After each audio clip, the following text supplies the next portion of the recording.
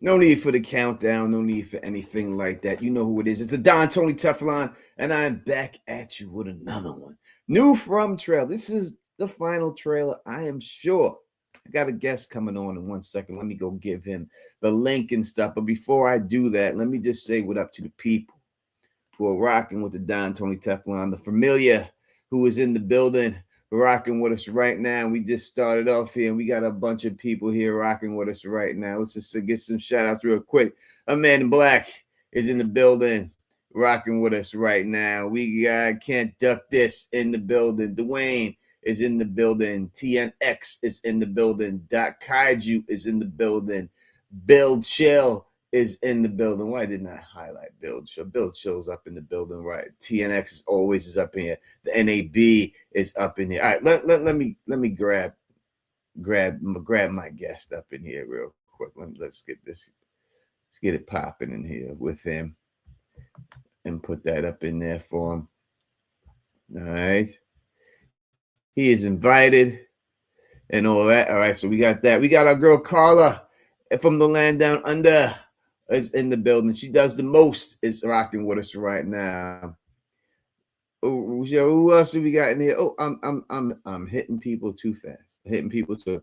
Alicia Ann is in the building rocking with us. Kylo is in the building right now, rocking with us right now.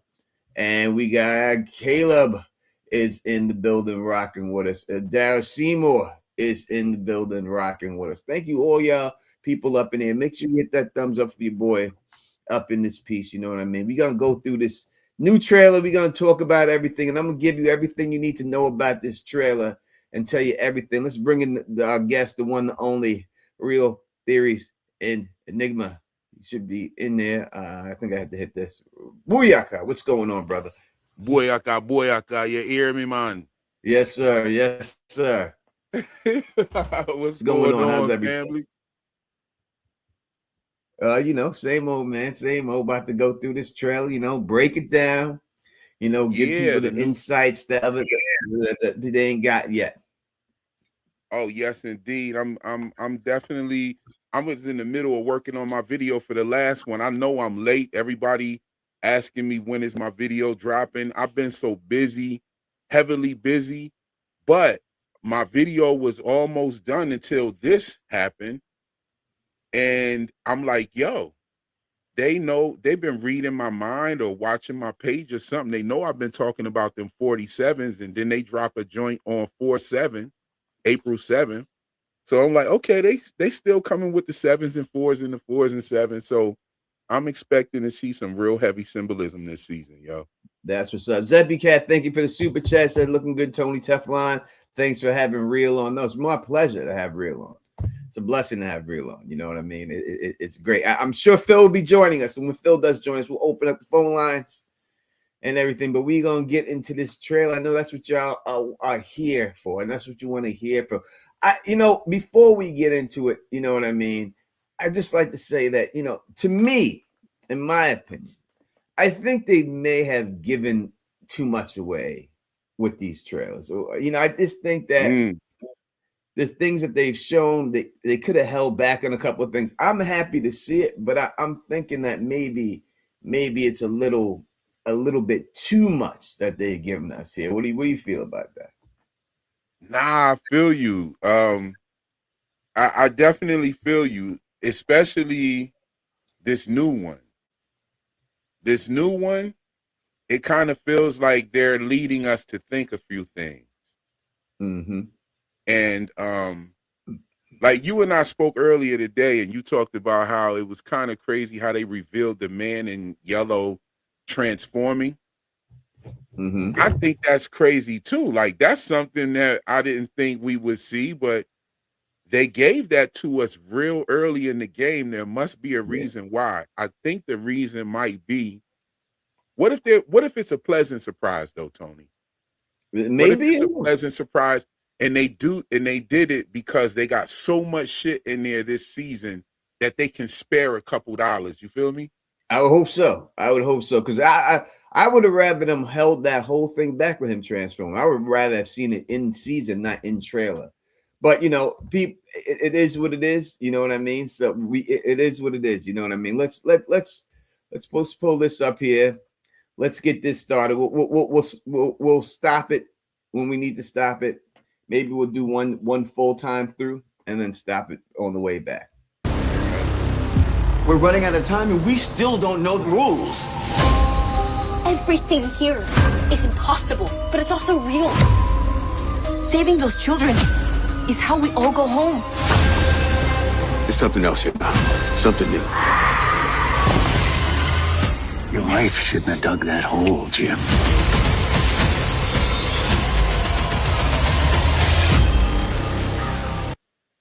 All right, now we get a couple of new scenes, a lot of other scenes from previous seasons in there and stuff, but the ones that we have gotten, the new ones, I think are very telling.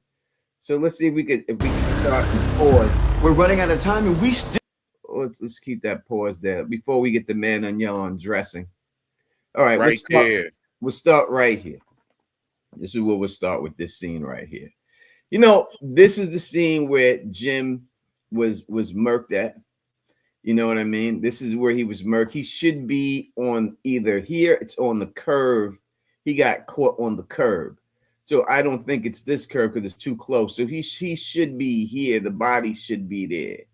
You know what I mean? If the body was going to be anywhere, I would think it would be right there. We do see some blood splatter. If that is blood splatter, that would be high up there on the other side. Looks like leaves. Yeah, or something like that. I wish I could. If I had it on my other thing, I'd be able to zoom, but I can't do that on this one right now. But yeah, the body should be here. But again, we have to also remember that when we seen Jim die, that wasn't the first time Jim died. Jim is already dead by the time when we see Jim die last season. He's already been killed because Julie came back looking for Jim to prevent his death. So all the things that happened to him when he died with Julie there was not exactly the way he died. Now, it's a good chance he did get killed by the man in yellow in this spot, but the man in yellow did not fight off Julie. The man in yellow did not have to go through all that the first time he killed Jim, if this is the way he killed him and this is where he killed him at and stuff. So a couple of things can be different at the same time, but the body is not there at this particular time because it may not have been. If this is the first time he killed him and the real time he killed him, he may not have killed him in that way, in that spot. Yeah. Or this is another time. Mm-hmm. What if it's a time that Julie does get to her father and she gets him up out of there? The man in yellow shows up. Jim's not there. And that could possibly answer the reason why we see Jim and Ethan, or you know what I'm saying? Mm-hmm. Maybe she does save him at some point. I mean, he's still billed at the top as the top. He's still billed as a main character. Yeah, he's definitely showing up. You know what I mean? Whether it's somebody's dreams or something like that, definitely something is going on there and stuff. But the man in yellow, he looks like he's looking around too in this spot. When we see him, it looks like he's searching, like he's looking, like his head's moving back and forth a little bit here. Like right, yeah. Moving there, and then his head moves again right there. It looks like he's looking for something and stuff. But then the next shot we get of the man in yellow, and the very man in yellow focus at this particular time in the trailer is him getting naked in the suitcase that we've seen the other inside of the inside of the tunnels. And we seen this shot already. We just saw it from a different angle. Yeah, we didn't see Doug go and buck like this and shit. We didn't know he had suspenders on and shit. Right, yeah. We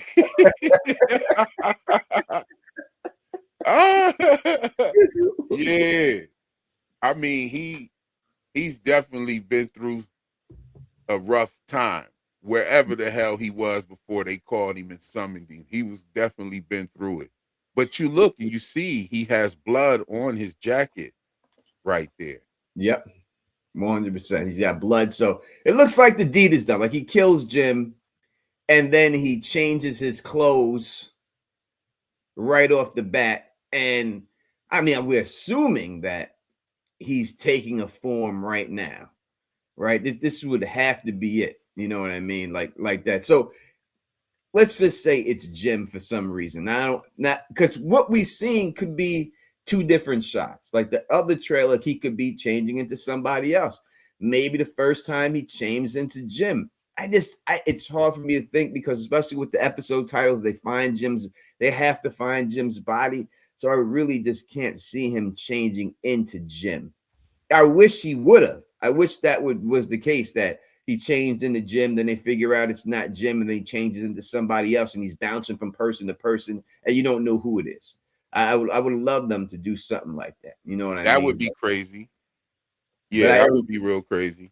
I don't know, and we don't know exactly how he has this ability to change. Does he have to have DNA? Does he have to have a article of clothing of the person? We don't know exactly what triggers the change, or he's just somehow he could just do it. They have to look at the person, and when he sees them, Well, we know we know that he got the DNA blood on his jacket. Also, I don't know if Tabitha put that hair back in the suitcase, but yeah, it was some hair in the suitcase at some point. I love the theory that you came with about the and you're the first person that said he turns into Sophia. well, yeah, Gotta give the Don his credit. He's the first person to say that the man in yellow was turning into Sophia.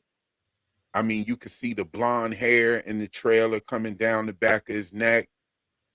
You definitely. I mean, I don't know. Like that's gonna be crazy. I would be interested to see what a character like Sophia brings to the table, but again, like you said, if you are right about that, man, they gave us the whole thing right there with the man in yellow turning into another character. Like in hindsight, if it actually happens, they told us in the trailers, which would be kind of whack, actually. Yeah, I don't like that. I don't like when they give us too much. Like when we look at last time's trailer, when we had who was the person screaming, who was the person in the cart. It was a good mystery to figure out. You know what I mean?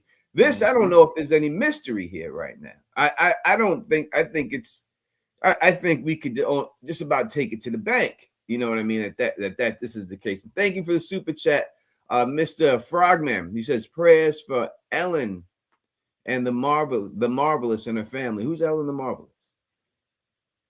Do we know Ellen the Marvelous? Well, whoever it is, if you're saying pray for her, I'm sure she's a good person. So let's have prayers for Ellen. Is that the YouTube that Doc Kaiju sent me? Is that her? I think she might be in where the war is going on and stuff. I think that's what he's saying. So definitely prayers for her and her family, everybody out there, and all that whole situation and all that stuff. Yeah, indeed. Pray truly. For everything that need to be prayed for. 100%, 100%. We said maybe it's a misdirection. Maybe it is. Maybe it is. It could be a misdirection. You know what I mean? Yeah, that's one thing they definitely are good for, some misdirection during the trailer time. I'll send this question to you. This is from Susan, I do believe, and it says, do you think that the biggest entity, that the man in yellow is the biggest entity? I think he's a consequence of something. Did something they did in the past, but not the biggest threat. We'll go with you on this. What do you think about that? I think the same thing. I think that the man in yellow is not the biggest threat, but he's now we're working our way up to some real serious threats. You know what I'm saying? Because I mean, even just look at his caliber. He can walk outside. Mm-hmm. You know what I'm saying? It doesn't appear that he has to transform when he goes super strength either.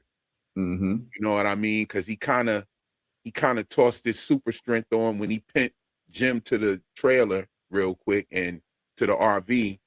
And I mean, ripping somebody's throat out isn't something that you can just easily do. It's easily done. Yeah, you know what I'm saying? Yeah, he definitely has some type of Hulk strength going on. Right, but I don't think he's the big bad, because if so, I mean, it's about time for us to see the real big bad. I mean, they said we was only going to get 5 seasons of From, right? Didn't they say 5 seasons?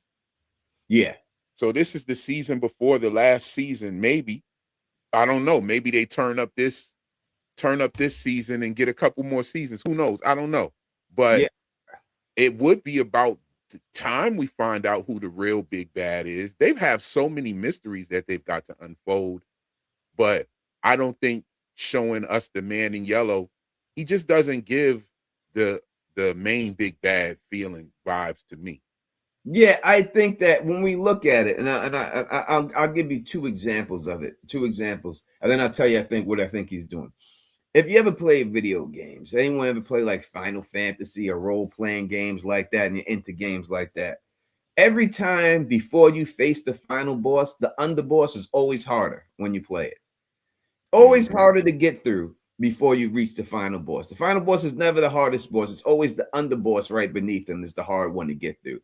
And then you get to the other boss, and he's hard, but he's not as hard as that.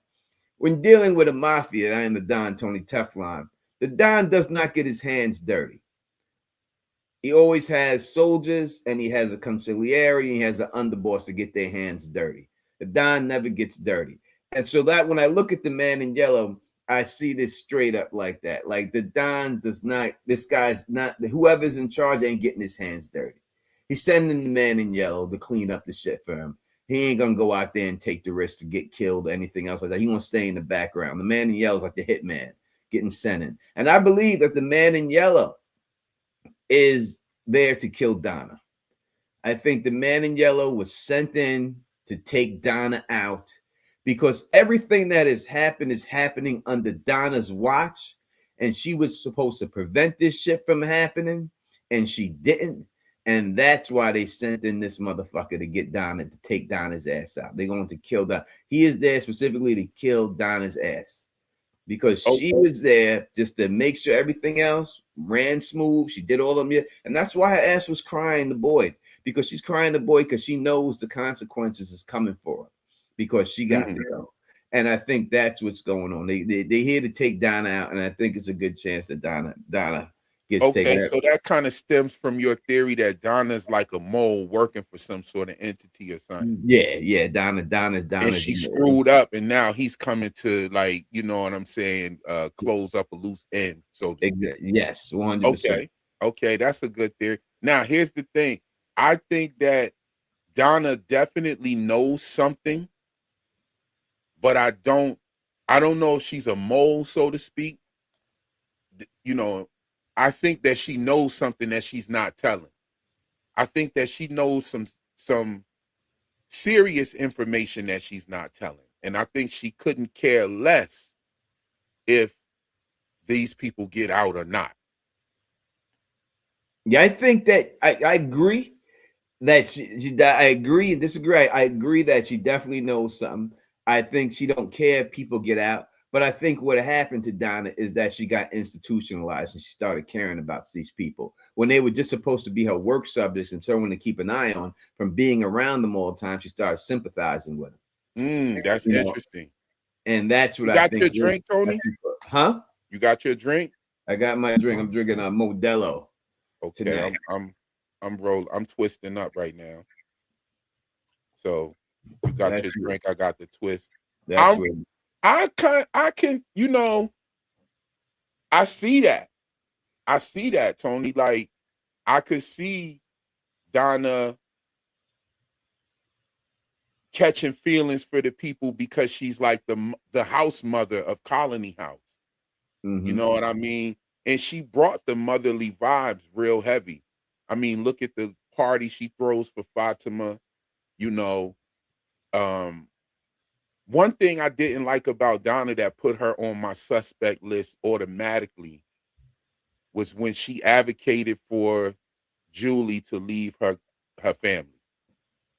When she did that, that put her, I was like, hold on, wait a minute, what? You know what I'm saying? You know, and another thing is Shorty always got her hands in her pockets, even in the trailer. Always. She always does. Yeah, and I don't think that's just something the actress came up. I think they told her to, because usually they tell you don't put your hands in your pocket. Exactly. That's something they don't want you to do. You know, and they want to have your hands out. You just want to walk around with your hands in the pocket on set. So I think that they're doing that 100%. I mean, if you look at it, if you want to just, a lot of people, people don't want to believe it is whatever, but go back and look at everything Donna did. She's everything suspect. As Real just said, she advocated for Julie to leave the family. Like, why would you do that? Why would you advocate for someone who's brand new in the town to be separated from her and her family in order for them to come live with you? And she's a young girl. Young and they girl. be up at Colony House getting buck wild and all that shit. Like, why would you do that? That's crazy to me. Why would you ask for like a 15, I 16 saw somebody in the chat say that's not suspect. Yeah, that's definitely suspect. That's not suspect. If you were in there and you had a 16-year-old daughter and you came into a town that you didn't know nobody out and people trying to separate your daughter from you. See, to me, it's like I don't give a goddamn about the town rules. Like, I don't give a fuck about the town rules. Like, if it's my child ain't going nowhere. That's it. I don't know you motherfuckers. My child ain't going nowhere. My child with me. All right. And if y'all want it, you got to kill me to take my child from me. That shit ain't happening. It was crazy because it was her whole position about it too. Like, boy, you know the rules. If she says she wants to come up here, this is where she's coming. It's like, why do you want this young girl up there and you know y'all be getting buck wild and all that? Like, what the fuck is that about? You're smoking kush, you're having sex at all times of the night and all times of the day, and you want to expose some little child to that when her family's over there and she shouldn't be with her family? You know what I'm saying? Come on, man. Nah. Yeah. Even somebody said in the chat, I can't really see the names that well, but I could see the chats because I have my screen on dark. But somebody said even Boyd told Donna to shut the fuck up. Yeah. That was Baby Girl who said that right there. We put that up. Okay, Baby Girl. Okay. Yeah, I see Doc Kaiju in the building. Yep. People. Yeah, we got over 130 people in the building. Make sure you hit that thumbs up for your people so that you know what I mean. So people can get up in there. People saying Donna's a conservative hippie. That's not enough. That's not enough. Doc Kaiju says Donna wants her for her freak off. She might. That's what I was thinking. I mean, you know, early season 3, I was questioning this, and I'm like, Fatima ends up pregnant. Maybe she was looking for young, youthful females to get pregnant. That was my theory. But then we seen what happened with the whole Smiles Davis thing coming back through Fatima. That whole thing they messed that all up, in my opinion. I'm not going to hold you. Like, I feel like they messed that up because Fatima was already pregnant before he died. So I don't see why they did that. I don't know if they thought about that or not, or if they have a decent rhyme and reason for it that they can explain later or something. I wonder if one of the characters in the show are going to say, hold on, but wasn't she pregnant before you killed this thing?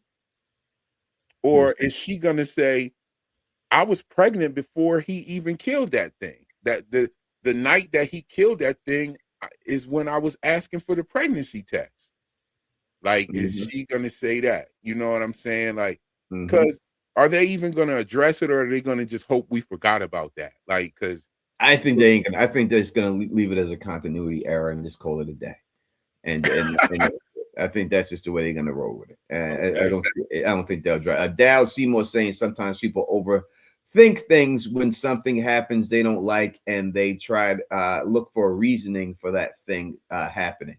I agree with you, Daryl, but if you're looking for the Donna situation, I disagree with that. I can go through time after time and time again of that Donna did suspect shit. That Donna popped up out of nowhere. How she knows shit going on, and she just happened to show up every time. Like, I don't believe in coincidence in life. Like, me personally, like, I don't believe in that.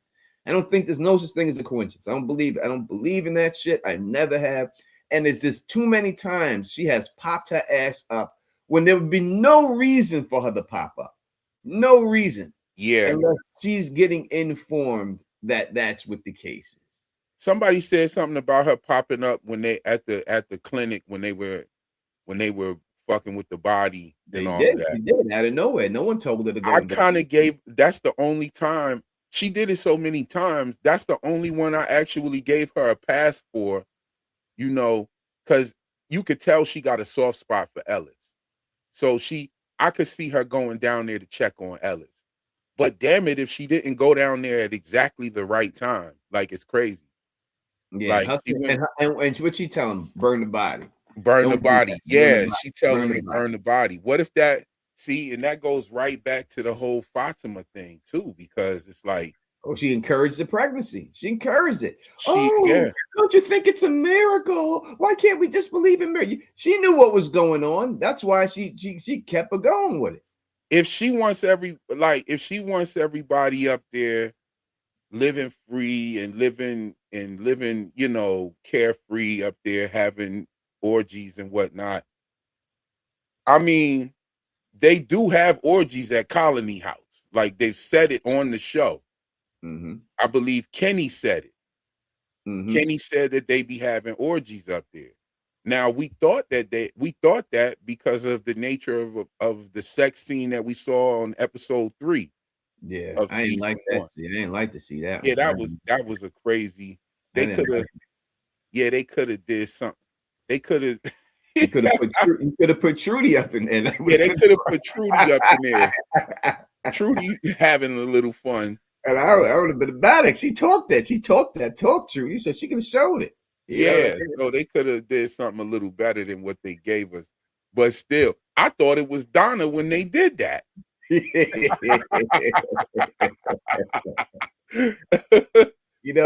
And Donna's always trying to appease people, like, oh, people think that it's just it's fucking and this and that and everything else here, but at least it's better for us to stay in here because at least here we could tell who the monsters are and not the ones in the real world.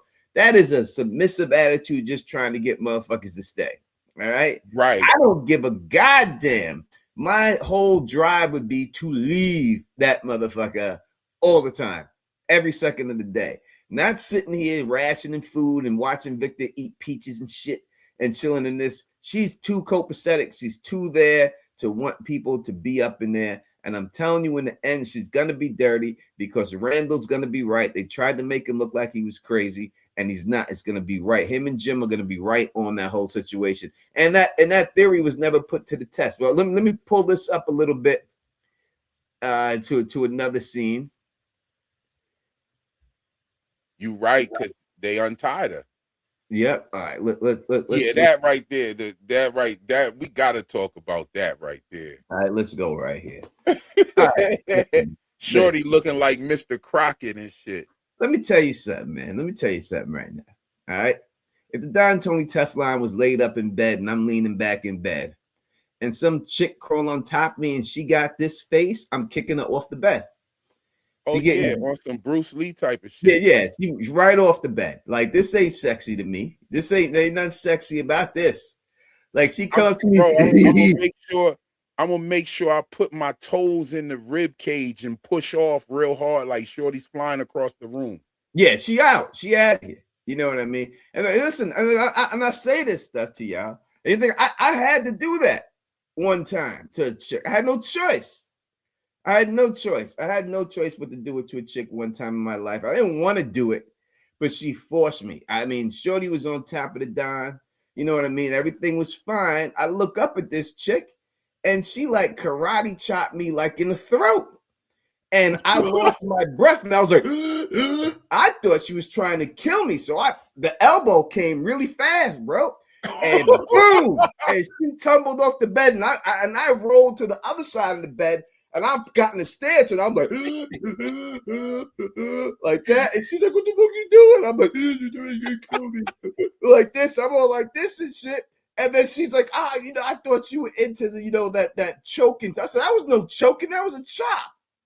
Yeah, and I ain't into choking, number one. I don't know who told you that shit. Yeah, she coming off like a Japanese assassin. Yeah, she chopped me right in my fucking throat. Fuck me up. Tony thought it was on it popping. He done elbow short. Yeah, I called and I rolled right to the side, and I was on the bed in the stance like. She was getting in the Uber with an ice pack, like, yo. Yeah. Yo, you gotta go. I'd have sprained my wrist trying to call that Uber. Yo, you gotta go. I was so upset. I was so upset. I was so upset about that whole situation. But yeah, you know what I'm saying? If any shorty get on top of the Donna, she looking down on somebody here. You know what I mean? She's someone underneath her that she looking down on. I At think this, she's looking down on Marielle. you think it's Marielle she looking I down on? think Marielle's having a dream. Okay. I never heard that before. Explain a little bit. I think Marielle's having a dream. We seen a part in the last trailer where Marielle is chained to the wall, but she's at the clinic. And you know, I know Boyd is handy with a hammer and nails, but I don't think he's putting shackles at the clinic, fam. I think that shit's a dream. Mm-hmm. And this might be a part of the dream. And it could be showing Marielle something like that is up with this chick. Yeah, she could. If Marielle's getting a dream of it, she could see that this chick is imposter. Like this chick is really the man in yellow running around, and Marielle may have the goods because of a dream. If you're saying like that, right? Somebody said it's giving Sarah. I think it's what does it say? S7929 is giving Sarah.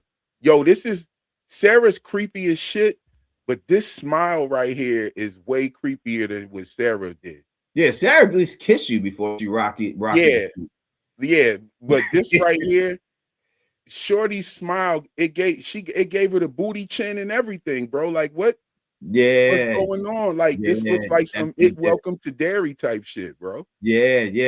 Thank you for the super chat, Real Rebel. Eric, he says, wouldn't I think he means wouldn't Victor know something is up with Donna? Victor is wouldn't know. He don't know nothing. Victor is an unreliable narrator. And he's all you gotta do is give that boy some peaches. He ain't even trying to check for nothing. Yo, I think the peaches was some way that she was making Victor forget about shit. It's quite possible. I think she was putting him under a spell with the peaches because he drastically changes when the peaches are no more.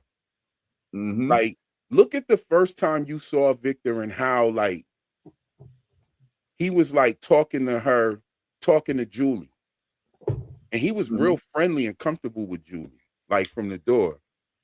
And he was also like that with Ethan. But when them peaches was no more, Victor's whole shit changed up. 100%. Baby girl says it best. Victor forgot he had a sister. Yeah, goddamn, he forgot. I don't fuck Victor knowing anything. The motherfucker forgot he had a sister the whole time. You know, he thought he was dead dolo. You know, the whole thing with Victor is very suspect. However, it looks like we get indirect information. It looks like we don't get any information from Victor at all for real. Mm-hmm. However, we get indirect information. I want to say that Victor originally told Tabitha that he told his mother that the children were in the tower, and that's when she ran to go get them. No, he said he originally told Tabitha that his mother told him that the children were in the tower. Yep. And then he said that he overheard the boy in white telling Chris. Well, first he said he overheard the doll telling him. Right. First he said he overheard the doll. Then he said then it was really the boy in white. Then he says he went and told his mother, and that's what made her go. And that's why he was so hard on himself for the end of season 3. Like, he's like, I'm realizing that I'm the reason why my mom went out to look for these kids. Yeah, you the one who gave her that information, and then he wound up getting them murked. But what's crazy about it is all of that shit is a lie. Either all of that shit is a lie or Henry's lying. Because Henry said that his wife knew about that shit before she even went to this place. Yeah, he knew that. She said that they had to save the kids. Think about it like this. You're 100% right. Henry said that Miranda knew before she went there that they had to save the kids. And then Victor's saying that he told his mom that she had to go. Maybe she knew she had to save him, but didn't know how. how to save him, because it seems No, like no. I got you. I got the key right here. This is the all right. key. She knew that the kids were in the tower. And how do we know? Because Tabitha shows up on Henry's doorstep. He says she fell asleep. She had the lunchbox. He brings her in the house. She wakes up. He's sitting there with the pistol. She's telling him they were stuck in a place that they can't escape. She's telling him all of these things that he knows that his wife knew already. And he was still going to call the cops on her until she said the kid's in the tower. And then that made him not tell the cops on and rat her out to the cops. So he comes back in and was like, she was like, oh, so what made you change your mind? He was like, you said that the kids were in the tower. And that's the thing that my wife was saying before she left. So Henry said that his wife knew the children were in the tower before she left. 100%. So it cannot be true that she got that information from Victor. That's 100%. That's then how come Victor doesn't remember his mom making bottle trees? He doesn't remember none of the paintings that his mom was doing. He just remembers her being a violinist. And we got to look at it how it is. So Miranda gets in the car. She drives off with the kids. Evidently, maybe she's just going to the store. She gets bagged up. She's in the place. Now, she would have to realize at this time, all right, this is the place that I've been seeing in my visions. I'm stuck up in here right now. And then she would have to realize that, all right, I have to save the kids in order to get out there. Now, she knows all this, and she gets into town, and but she doesn't do anything but have an affair with Christopher when she gets up in there. It seemed like their marriage was happy, but she up in there sleeping with Christopher while she up in there having puppet shows for her kids and shit. And it don't seem like she's at all, because you see the picture of her posing and shit, with the Polaroid, like they're having a good old family fucking time. Yeah, all of them Polaroid pictures look crazy to me, because why is everyone so happy? Yeah. You know what I'm saying? Like Christopher standing there holding the book, smiling, and someone's taking a Polaroid picture, and then you got the other Polaroid pictures. Like what was the vibe in this place? You know what I'm saying? It doesn't appear that they had the talismans before then. Nope. Because Victor said that they had to go hide at nighttime. His mom told him to pick a different hiding space, And then, I mean, anybody with two brain cells can see that Christopher didn't kill them people. No, too many. So what is the bad thing that he did? Yeah, that's what I like to know. Did he open the door for everybody? Did he go around and leave all the doors open for everybody's house when everyone was asleep? He walked outside and opened the doors? I think the houses and stuff was boarded up from the outside in 1978. Because that's the only thing he could have did. I mean, he would have had to open the doors for everybody, and then they killed his ass too. Or he walked them around to everybody's hiding spot or some shit.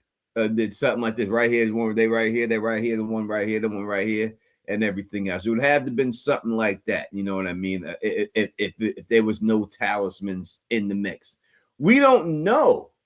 In all honesty, if that so right here we have a comment from, and I'm not calling you out on your comment. I'm just saying he says that was before the talismans. We don't know that. We have no idea if that was before the talismans. I think so, though, because they had hiding spaces. Well, we'll see. Well, the thing I would say is that all we know is that when Donna got there, they found the talismans in that thing, but that was a different group of people. This group of people might have had the talismans up in the crib. They may have found them. This dude could have opened the door for all of them, let them all get dragged out there, all get killed, and then the talismans got taken away until the next group of people found them. Right. So if Victor's mom was saying find a different hiding space tonight, But then they probably she was saying hide him from Christopher, is what she right. said. She said hide from Christopher. I don't even know if those monsters showed up, if that was only the first time they showed up that night. Like because the way they're living and taking them pictures and puppet shows and all that, it seems they was living too good. Like maybe that was the first Nah, time. the monsters were there. Victor does say that the monsters were there before, and they used to have to hide from them. I got it. I'll take your word on it. Fatima, thank you so much for super chat. Hi, Tony. Take a drink for me. Hi, Real. Showing some love for the channel. We right here, baby. I got you.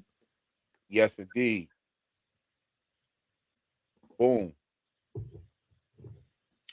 Because they was living a good life, it seemed like, with those pictures and shit.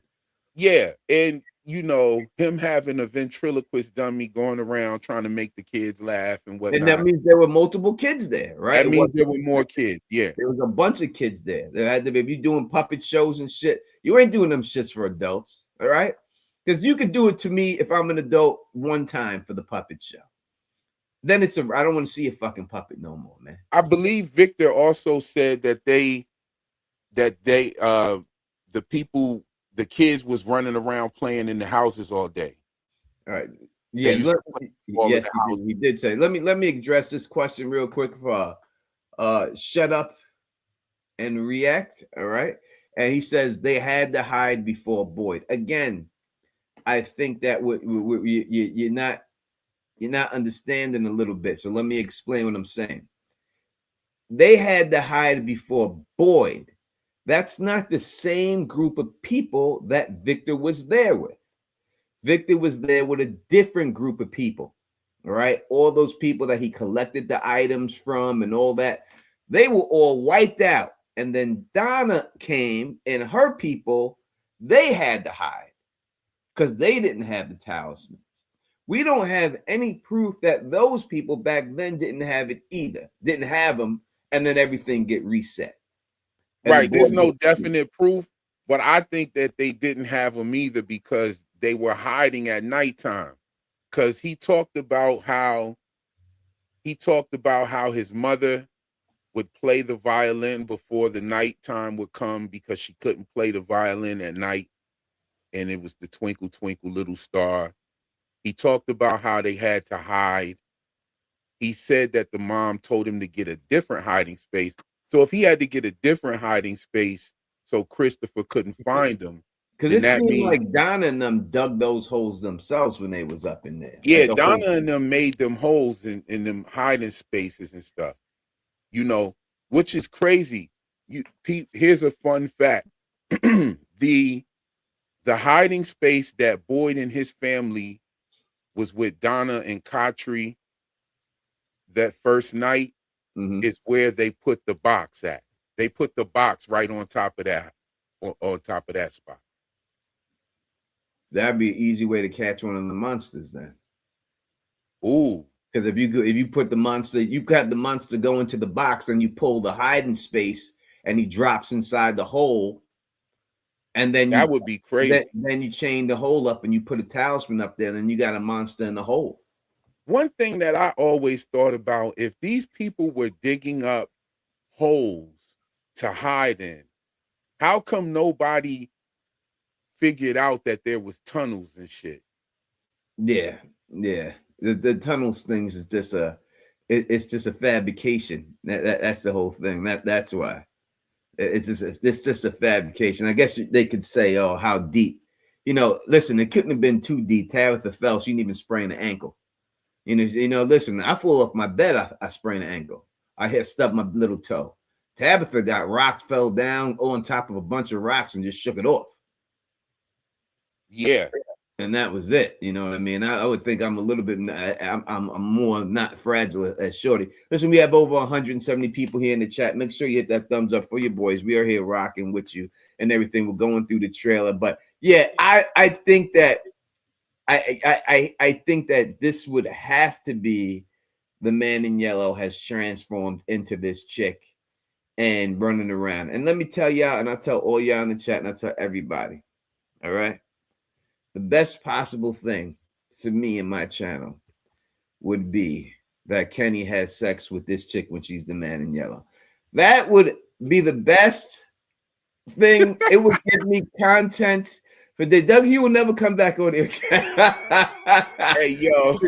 You would never hear the end of it. I swear to you, I will get on. Neither Kenny could Ricky He. Ricky He couldn't come back. No, Ricky, he would not come on because I would get on it with the all And in my opinion, if that is the man in yellow and Kenny smashes, that shit still don't count for him getting some.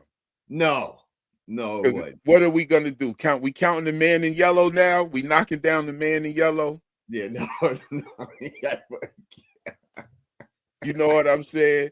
Like, I'm gonna tell you, if that's over for the man in yellow, because soon as it's revealed, Kenny is gonna pack him right the fuck up. He's got to do some of them jiu-jitsu moves and get out this motherfucker, bro. Exactly. Arm bar or something. You know, dude's a fighter in real life, though. Yeah, that's what I'm saying. He got to do some like jiu-jitsu shit. We're gonna see that shit turn into the last dragon real quick. He gonna get big. He gonna show enough knock the man in yellow. He gonna pack him up, and then the man in yellow won't even be in season 5. He'd be out. All right, let's move on to another picture that we haven't seen. That's new to the trailer. Well, we've seen all that. That's fine. We've seen the ashy. That's season 2 right there. Yeah, we've seen the ashy kids. These kids need some cocoa butter bad. And some bleach. Yeah, the boy in white, he walking around with the crispy, clean white short set on. You feel me? And I'm looking at these kids too here. I'm like, their hair falling out. Seems like to me, it's like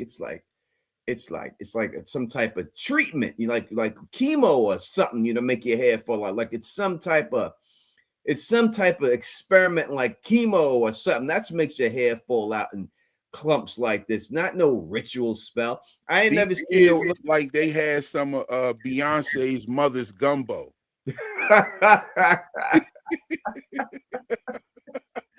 These kids got more ass than Arthur. They are assy as fuck.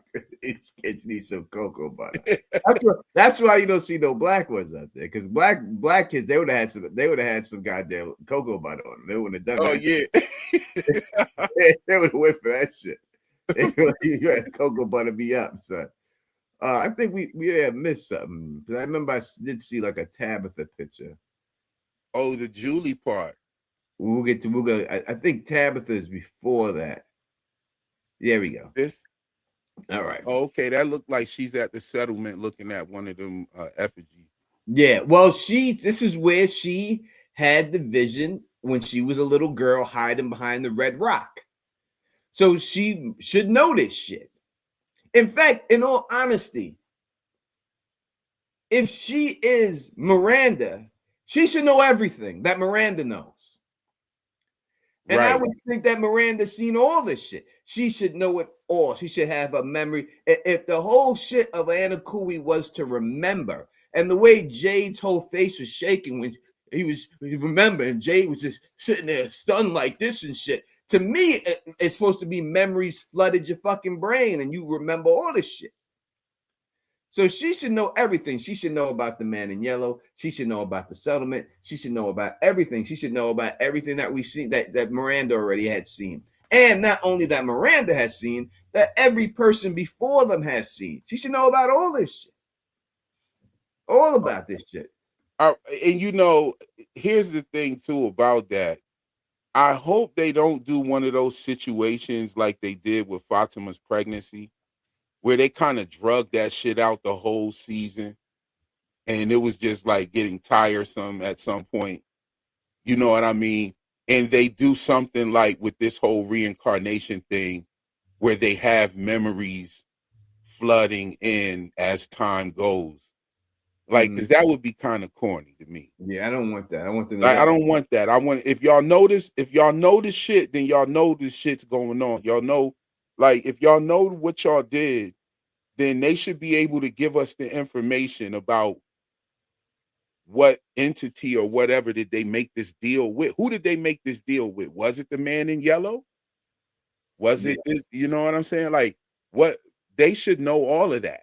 If even if not them, Fatima should know all of that stuff because she's the Yeah. one that Why did they tell Fatima that shit? Why was she the one who got that information? Like, why was was it corny. given to her? Out of all people to give the information, why was that given to Fatima? That They information? could have easily just had Tabitha and Jade say all of that stuff. 100%. They could. There was no reason to give it to her. There was. I don't know the reason why they gave it to her. Why did she? Because she was. Why was it? Was she pregnant? Did she know all of Smiley's thoughts because she was pregnant? Is that what it was? Because when I look at Smile Monster, he looks a little young to have a kid to have sacrificed back in the day. That's what I said. Most Like of he them, don't look old enough to have done that. And if you look at Jasmine Monster, if you look at the Black Lady Monster that they for some reason got rid of, I don't know why they got rid of the Black Lady Monster. She's the only Black Monster out there. They get rid of her. You should have kept her at least. And she's the only one. And you should have kept her at least. Yeah, all these other monsters you could have, but you get rid of the Black Lady Monster. Come on. And then the old lady monster, like how in the fuck is she got kids to sacrifice that young? Yeah, she way too old. That shit Then was. you had the teenage couple that abducted Brian and Kelly. Yep, and took them out the bar. And then you have the young boy that tells Julie, "You don't remember me." He too young to have kids, so all that suspect. But I will say her face in this, when she looking at it, she looked pissed off. This is after Jim. She's discovered Jim's death guaranteed, and she looks pissed off looking at it. Like she looked like she want to hit it. And she might be having she might be having another one of those revelations. Because that's when if I'm not mistaken, that's what made her have the memory when she saw Jade's drawings. Remember, she was looking at Jade's drawings of these things, and that's when she started. She was like, "I remember these." Mm-hmm. You know, so she started having memories coming back before the whole word and Kui was, you know. And what's crazy is they've been saying and Kui to her for 2 seasons, and then she just like, how come it just works? How come it automatically works when that happens? Yeah, when why all of a sudden now the word worked after him playing the melody? Yeah, why all of a sudden? And why was Jade playing the melody when it was Miranda who was the violinist? Right. You know, and that's something I predicted. I said that Tabitha was just gonna grab the violin and just know how to play it, and that would prove she was Miranda. And that never happened. I was wrong on that, but I think that would have been better. That would have been better. Make sense.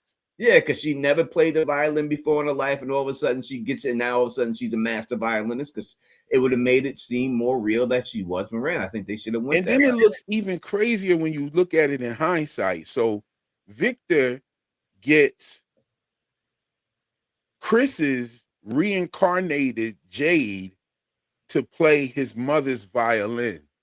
Mm-hmm. Like that's crazy. So Jade is Chris, right? So you got Chris to play the violin for you when your mom was actually the one who played the violin. Yeah, you would have thought that Miranda or Tabitha did that. Do you think we're gonna get any flashbacks? We're gonna get at least Julie story walking, if you want to use if they use that as flashback. But definitely, I mean, they gave us her as a child hiding behind the rocks, and it never showed what was above her that scared her and woke her up in the dreams. So maybe you get that, and they actually show the full version of the dream. You see what's above her. Do we get okay? And we also got like one of the first flashbacks was with Julie, aside from Victor showing us the massacre of all the people in the streets and stuff. They did do a flashback to season 1 last season, where you know Julie was remembering Fatima tell her to get high from the highest. From if you got climb high enough, even a nightmare looks like a dream, or whatever she said. And you know that's what made Julie want to go smoke some weed. Yeah. You know Yeah. what I'm saying? Yeah. So then she snuck in the girl's room and stole the weed real quick and smoked it with Elgin. You know. And Elgin was down, son. Oh, Elgin was all I thought bro was gonna be all right after that, but then that shit just went left. Like that bro kidnapping folk and shit. Like, what's going on, brother? You Yeah, all right? he really went outside with it too. Elgin went outside with it. How do you reconcile? Oh yeah, so this is season 2. Yeah, we'll come back to other photos that aren't. We're just gonna go through the ones quick, the ones of the new stuff. Let's give a shout out to Sci-Fi Vision right here for getting her name in the trailer. Absolutely. Sci-Fi Vision, her name pops up in the trailer. Like, wow, that's Yeah, dope. that's a big deal, man. Yes, it is. Mm-hmm. They put her name in there before Stephen King, man. Yeah. They got her up in there first, and then they got Stephen King after. Yeah. You know, so I shout out to Sci-Fi Vision for getting that done, man. You can't front on that. And that's Stephen King right there. And Yeah. Julie is the prettiest girl who does the most ugliest face in the world. That face right there, they had to show us that again. Yeah, She does that. This is the most pretty girl who done the ugly face ever. That's the ugliest face on a pretty girl I've ever seen in my life. And she's got the craziest horror scream of all time. Yeah.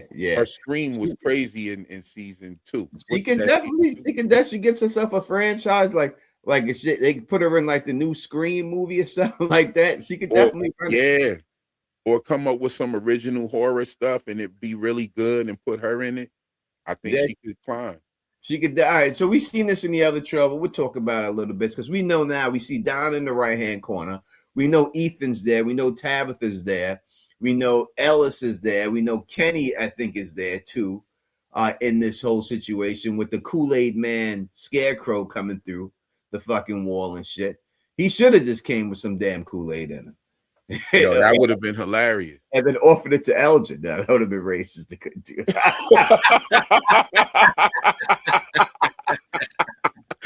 But that shit would have been funny as hell. That would have been like another Drewski skit or some shit. Yeah.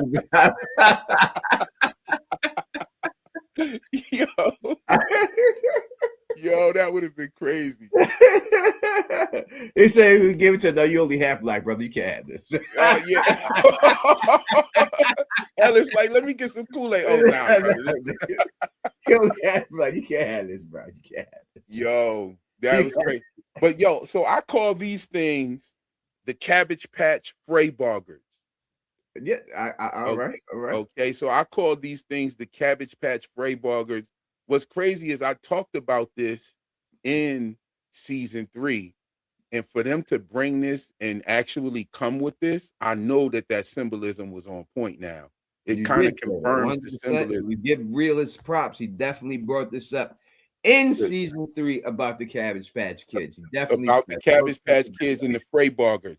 Now, here's another thing. Episode 2 of season 4 is called Frey. So I really, when I saw the episode titles, I was like, oh, they got Frey in there. And I had to thought about the Freyboggers, Cabbage Patch Freyboggers. So if y'all know about the Cabbage Patch Kids and you know about it, you know what I'm talking about. You know what I'm saying? And the Freyboggers are also the scarecrows or the boogeymen. So, and what I thought was very interesting about this is Taryn, it kind of connects to what Taryn was saying about the boogeyman. Not directly, but I would say I can definitely see this as boogeyman. Because Ethan says in it, what he says, giant spiders, boogeymen. He goes, there's giant spiders, boogeymen when he wakes up from the dream. He said he's seen giant spiders, boogeymen, and he names a couple of other things too. And we've seen Scarecrow, we've seen everything else that he said. So that means everything that he says we have to see at least at one point. And this is also, in my opinion, this is also a Wizard of Oz symbolism. You know what I'm saying? Where you have the scarecrow. You know what I mean? Then you also have the house falling down on the witch. You have the house falling down on Brick. Donna talks about the yellow brick road. I have a video from last season talking about the yellow brick road and L. Frank Baum's. The book version of The Wizard of Oz is what this is connecting to. You know what I'm saying? But yeah, and also the drug part of The Wizard of Oz as far as getting high. You know, talking about getting high as whether somewhere over the rainbow, or also walking through the poppy fields and them falling asleep, and then the witch snowing on them with the cocaine to wake them up. So I think they're going to continue with that. There's going to be some Shakespeare play stuff in here. There was a lot of that last year. You know. Yeah, your girl Nini's here. She says we were talking about the Cabbage Patch Kids reel. I remember. Oh, dope. That's the sis Nini. I see Big Heck in the building. I see Daryl Seymour in the building as well. Debbie Ebby, oh Bebby. Debbie Ebby, oh Bebby is in the building. Debbie Ebby, Bo Bebby, Banana Fana, Fo Febby to the feed five, Mo Mebby, Debbie. I usually do that on my stream. I'm sorry I did that on. That's all right. I mean, I was about to hit my thing and just go with it. I was about to do it. I was about to go with it. Yes. Got Doc Kaiju. I see in the building here. We got the family, or should I say, the familiar. That's right. Is definitely reassembled for this season here. No, we're excited for it. I say someone dies in this attack. Obviously, we've seen the trailer. It says that something tragic happens here. I think that means someone goes right now in this whole situation. Who do you believe dies in this situation? I think that Ethan gets kidnapped. All right. That's what, because Ethan is there with his mom. I think they take Ethan. I definitely do see your point about them punch. They did like a downward punch, you just seen him bust through a cabin. Yeah. Like he bust through that shit like it was. If he punch one of them, he can bust through a wall cabin. If he punch you, it's a wrap. Yeah, it's Meatloaf. Yeah. I think it's Ellis. I think Ellis goes. I don't know. I don't think they're gonna kill Ellis. I think that Ellis and Fatima are gonna be like at odds this season. Like they, you know. But if they listen, let me break it down how I see it. Right? Let me break it down to you. Ellis dies, and listen, y'all are hearing this here first, and you know, if you see other people come out here and put it in a video, you know, if they don't credit the Don, then you know that they just on some thievery shit. This is what happened. Ellis dies right here, right? And after Ellis dies right here, this is why we see Fatima breaking the windows in the car. That's why she upset like that. Remember the trailer? She breaking all them windows and shit in the car. Oh, okay, yeah. And they show that right after the downward punch. The very next shot is Fatima breaking the window. That would explain why she's so upset right then that Ellis got killed. Okay. And now she breaking the windows in the cars and shit like that. My thing is, how do you leave your girl and go to the settlement thing when your girl just gave birth to an egg, bro? Yeah, because listen, I'm gonna be honest. Like we would be joined at the hip for at least 3 months. No, I can't. I don't think I could hit you anymore. I ain't say we'd be smashing. I'm out of it. Like you push that out of your body. Like, shorty, I don't know. I can't put that around. I'd be scared some teeth are gonna come and bite my shit off now. I'd be nervous. I couldn't do it. I'd be like, I have to test it with a zucchini or something first. And then when I see that pull out good, then I'm going in. But I ain't just going in after that. You pushing that out your body. Bro, said a zucchini. We got to try something out here. You know what I mean? I turned the zucchini into a zucchini. Yeah, I ain't just jumping back in that motherfucker. Goddamn it! That's shit. No. Yo, I got to try. I got to try something first. Oh man. I do 3 strokes, pull it out quick, check the Juzikiri, see if it's still good. All right, 3 more. I'd be nervous to run it long because they get warmed up and get you. You know what I mean? So I'd be nervous about that. I don't know if I can run it anymore. I don't know. I'd be able to run it. Yeah, she definitely got some type of infection from that shit. I wouldn't think so. I mean, it ain't no cranberry juice around, god damn it. I mean, good grief. She might as well wash that thing in the Brundles.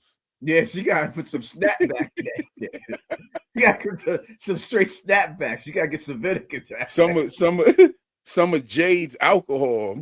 You gotta get something going on that. Because I can't trust it no more. I can't trust it. I can't. Oh my goodness. Not after that. Not after that ran like that. No. I can't do it. Yeah, you get fucking around and just get sucked right on up in there. Yeah. The next thing you coming out in the egg. They happen, man. Yeah, that's type crazy. But okay, so here's the thing: is Fatima telling what happened to her with Elgin? Is she gonna be like, "Yo, this dude took me down there"? And Boyd know it. Like Boyd's seen it. Boyd's seen like Boyd's seen it. Like whatever dropped out her body, Boyd's seen it. I mean, is she telling that Elgin kidnapped her from that little shed and took her down there? I think it's obvious that Elgin did it because he gave her up. He gave her up. That's when debatable. That's debatable. When the eyeball popped, he gave her up, and they ran over there to get it. So they would have to know I that. think Sarah already knew and just took homie's eye just for the fun of it. I think she did that for the culture, bro. I think it would be, does Boyd tell her what came out of that? Does Boyd say it to her that you gave birth to a monster? like, does she keep that from? Because she's seen it, but she didn't see what it turned into. She saw the egg, and then she saw old Yoko Ono take it downstairs. Yeah, that would have been funny if she would have tripped down and said, "How'd she carry that down there?" Down that ladder. Did she just toss it down the ladder first and then jump down? Yeah, and it just rolled out in the middle. Yeah, because that's a 2-handed ladder. Like, you gotta take 2 hands to get down that mother. You gotta turn your back and shit on a ladder like that. How'd she get down there like that with that big ass egg? And she seen the way she was cradling the shit with 2 hands. That's a big motherfucker. Well, she got some kind of ill powers because the hatch came up by itself. Yeah, she definitely does. She definitely got some kind. And so, that's another thing about these trailers. We didn't get any kimono lady, and we didn't get any of the monsters either. Like, not the monsters, but Miles Davis. I think her part is over. I mean, she's the monster doula, and that's it. And she only coming around then when the Elgin is the doula, and she's the midwife. Yeah, right. Yeah, all right. I said that in my script, bro. Word. I said Elgin is the doula, and she's the midwife. Yeah, this is crazy. Like, I mean, well, we did see Donna and Christy in Fatima's room with Boyd saying, people were asking questions about what you saw down there. So I'm thinking he probably didn't tell nobody yet. Yeah, like, what did you see? And then I don't know how you come back from it. Like, you can't say it. You can't say that. You can't tell people that. You can't, because how many you didn't even tell him that you killed the monster. So how you gonna tell him that he came back? Exactly. How many strikes does she get? Caught eating dirty food, killed Tilly, give birth to a monster. Like, what does she have to do to get banished? I mean, obviously nothing if she can still stay after that. Yeah, like, so Boyd's got to keep all that secret. He can't say that. He can't tell him, because then everybody's like, yeah, she got to go. Yeah, she got to go. I'm like, she got to go. You got to go. That's the bottom line. You can't have it. So you think that they kidnap Ethan? That makes sense. I think they kill Ellis. We shall see what happens in this scene. We'll go through some more of the other scenes, of new scenes that we've seen, and then we'll come back around. And after we're done with this, if y'all want, I'll open the phone line up. That's a classic shot from that whole thing, Jim holding the stick, the faces that Doug was conveying in this scene right here. Like, this was classic. It was. This was a classical ending to season 3. Definitely. It really was. It really was. Doug did an amazing job. All right there. I mean, especially when you know him and you see, you know, like how much this is all act. This ain't him. You know what I mean? Like that he did a really amazing job with this. He can't front on that. There's no doubt about it. Jim did too. Jim did. I give Jim. Gotta give Jim his props. What's bro's real name? Like, he went crazy. Oh, is it? What is his name? Is his name Ethan or something like that? Dylan or Ethan? I know he got like a black wife, so he's down for the culture. Oh yeah, I seen him with a suit and some ones on. Down for the culture. He down for the culture. We got love for him. You know what I mean? He definitely got love for him. He down for the culture, man. He down for the culture. I mean that scene was definitely made you want more. I wish that would have been episode 9. And we got another episode after that. That would have been fine. But they made it the finale. It was a great finale. That ending right there with Jim getting killed by the man in yellow. I liked it a lot because we saw the man in yellow paintings that Miranda had done. And then we get to see Elon Bailey. Elon Bailey. Boom. Thank you, Debbie. Oh, I mean LV for that. What up, Laura is in the building. She's saying, "What up, Laura?" Thanks. He died. Okay, check this out, right? Elon Bailey played in The Stand. Stephen King's The Stand. Did you see that? No, I did not. The Stand is pretty good. It got Whoopi Goldberg in there. I think the original was kind of better. I like the original, but he played in The Stand. And in The Stand, he dies the same way Tilly dies, but instead he gets shot though. But how Tilly grabs Fatima and says run, he dies the same way in The Stand, where he grabs the homie. This girl shot him, and he grabs his homie and tells his homie to run. Little did he know his homie was down with that chick. He just didn't know she was going to shoot him though. All right, people keep correct. It's Eon, not Elon. Eon Bailey. Oh, okay. Like Ian. So Ian Bailey. Ian Bailey. Okay. Yeah. Spell it Ian then, motherfucker. You'll get all fucking technical with this shit. You know what I mean? You just put this shit like it's supposed to be, goddamn. People gotta add extra letters to the same shit. It made no sense, goddamn it. Yeah, if you want to say it right, you want me to say it right, spell it right, motherfucker.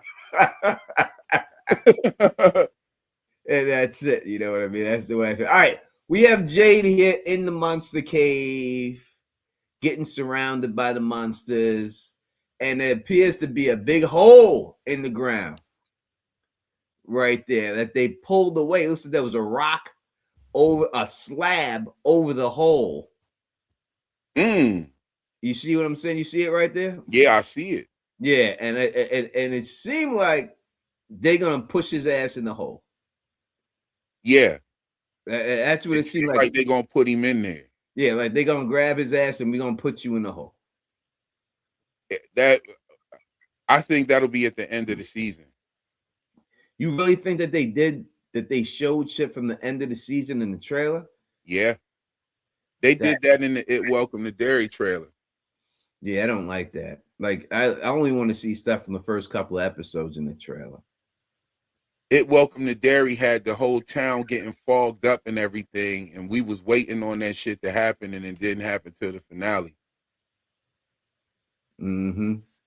It looks like Jade being thrown into a place where Jade sees the body. Yeah, that's exactly what I think, Dal. I think I was gonna say it, but you beat me to the punch. Yeah, I think he gets thrown into the hole, and this is where he sees the body with the rat coming out, with the mouse coming out of its mouth. Yeah, that whole thing about Brick being in there, that is definitely Brick. I believe But it's Brick, and I understand why people think it's not, and people will say it's Toby. And I understand it would make much more sense, especially if it's Jade, for it to be Toby down there. But in the end, the hair does not match Toby's hair. It's not even close. no, it's not even close. Unless they put a wig on this fucker. That's Brick. Just to put a wig on him, and they put a wig on this motherfucker. That's the only way it would be Toby. The hair is not close. It's not the same color. It's not the same style. It's just not there. It's not the same. And you have to go by the picture. And you look at the picture, the guy does not have that hair. There's only two people who have hair like that in this show, and one would be Jim, and the other is Brick. And that's Now it. you have the Brick. That's him, bro. Like, and Brick is down there. But I don't think that he's in the tunnels though. I think that someone is investigating the hole under the house. I think that someone has gone back in under the house and his body's still down there. And you could see the light shining on him. It looks like somebody's got some light down there going through, probably trying to get to that hole again where she went through the hole and whatnot. And because there was a bunch of shit inside of the hole, and so I think that's what I think happened there. I don't think that his body was ever moved up out of there. And it also makes me wonder why in the hell is it in like a petrified state or a putrid state, right? Yeah, because you should not be able to go back to that wall that Victor showed Tabitha. All that should be covered up. Because that's where the hole was when it dropped down. Fact. So that whole wall, that mural, no one should be able to go by there because all that shit got covered up right there. So you should never be able to walk over there and see that again. Because as soon as she dropped down, Victor was there. He showed her the light. He showed her the wall. That's where that mural was. That whole shit got collapsed, and that was it. So we shouldn't see that again. As for over 180 people watching and 92 likes, that's not good. That's not good, people. We got to get this up. All right, hit that like button. I shouldn't have to motivate you to do this, but all right, we get to 160 likes, and I will gift out some memberships. Let's get to 160 likes. We'll gift out some memberships. How about that? I will gift out some memberships for you. That's reasonable. Let's see them likes go. You did. What else we got? What? This is another thing, bro. Why are they throwing shit? They did this in all of them too. Why are they throwing shots from like season 2 or season 3 in there? Well, I think they have to be somewhat related to what we're seeing. Yeah, but that's kind of corny to see a trailer. It almost looks like some shit a fan would make. Yeah, I understand why you're saying that. And these monsters aren't. It's definitely tossing his ass right here. Like they definitely tossing him. That's why he tried to prevent them from throwing him in that motherfucker. He going down, and then they putting the rock over his ass. He looked like he's dancing at a Jamaican party, and like they caught him real quick. Like that dance move where you fall back and you let niggas catch you real quick. Yeah. Like it looked like he's drunk and he tried to do the limbo and he fucked up. Yeah. Bro did the drunk limbo real quick. Yeah, he fucked up real quick. They tossing his ass down this fucking hole right here. He going down. That's it. And I agree. As Daryl said, I was gonna say it.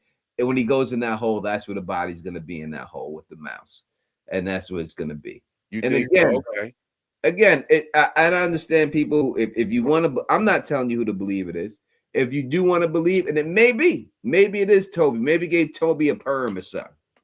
Maybe he got the Ogilvy home perm, and they can get his hair with some Perk Plus, so he got the bounce and shit. And they changed the color of his hair. That's the only way it's that motherfucker, because that hair just don't match. The hair don't match. And when it first came out, the first shot of it, you couldn't see his hair. So when you just see it like that, I 100% understand. But once you see the hair, you can't disregard the hair. You have to say the hair is a reason. And you have to start looking at the hair and use that and say Toby's hair does not match this. Yeah, that it doesn't look like Toby at all. I'm just keeping it a buck. Speaking of Toby, is this the season that Jade finally finds out that Sarah killed Toby? Because he still doesn't know. What does that? So when I look at things, and I look at it, like it gets Jade mad at Sarah. That's what that would do, right? I mean, Kenny already knows she opened the door. Yo, my boy. So I mean, and why would Jade believe it? Why would he believe the monster said, "Hey, guess what? Sarah killed your boy"? Why would he believe them? You know, the bottom line is Sarah indirectly, it's already known that Sarah killed Toby because it's already known that she opened the door. So if they think the monsters went in there and killed him, it's not known. That's only Kenny. Only Kenny knows that. Kenny and Boyd know it. Yeah. So if that got out, okay, so all the rest of the people just think that she tried to kill Ethan. They don't know she's responsible for the other shit. Well, they don't know shit about Fatima either. Yeah, I know. They know another thing about Sarah than they do about Fatima. They don't know if she killed Tilly. Yo, I was over here laughing at Bill Chill said roll bounce. And then look at the picture though.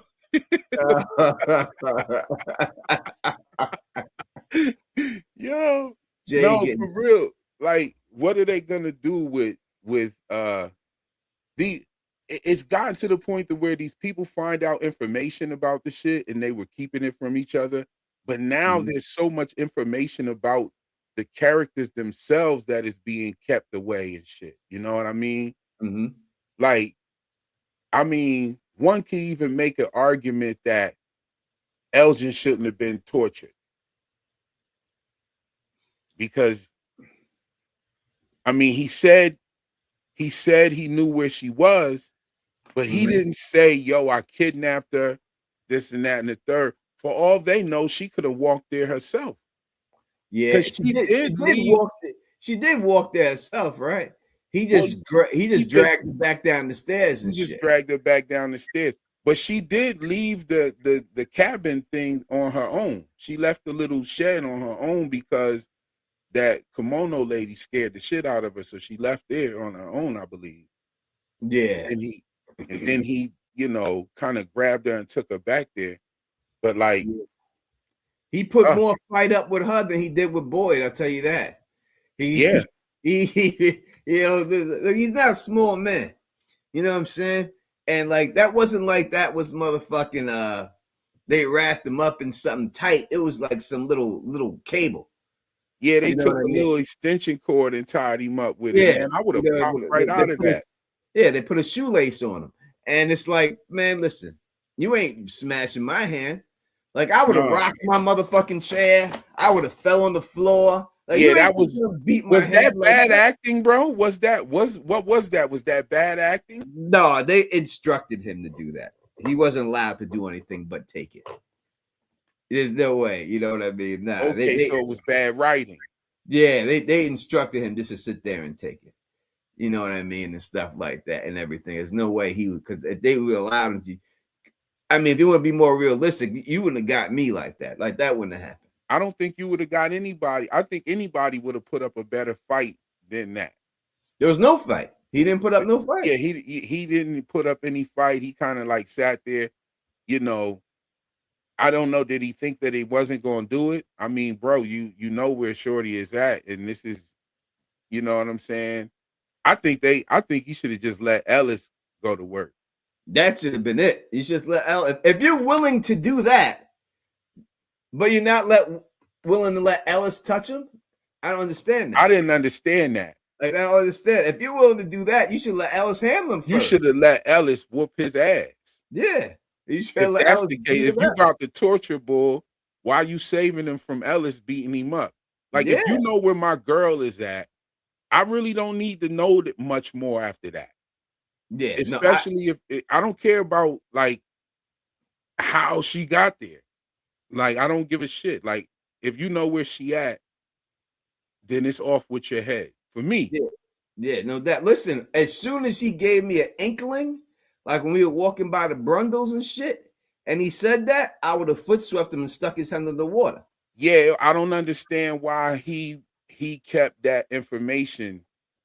He's like, I think Elgin knows where. If I think it, then I know it. If I would have you foot thought, swept hey, him and if stuck his you head thought right that, underneath then the why water. you ain't bust the move? Yeah, I would have put his hand into the water right in the Brundles right now and waterboard him. Say, listen, this is what's gonna be, man. Yeah, they You should have want- wrote that in like that. Like he snaps out and he snaps out, and some of the other people that were looking for Fatima as well had to pull him off of him right down there at the brunt. Yeah, no, I would. Boyd finds him in the brunt. Boyd finds Ellis beating his ass in the Brundles. Like, yo, what's going on? Like, okay, Yeah, now we take him to the house and do this the right way. We need him to talk. Yeah, because you're gonna be like, yeah, he know where Fatima's at. He know where Fatima's at. Okay, he knows. All right, this is not the way you do it. It's not the way it happens. Let's bring him back to the house and we handle it there. And you drag that's it right there. That would have been way better execution of that whole thing. It would have gave it some rhyme and reason, and then you're not stuck with this dilemma that they really shouldn't have tortured Bull because they didn't know what he did. Mm-hmm.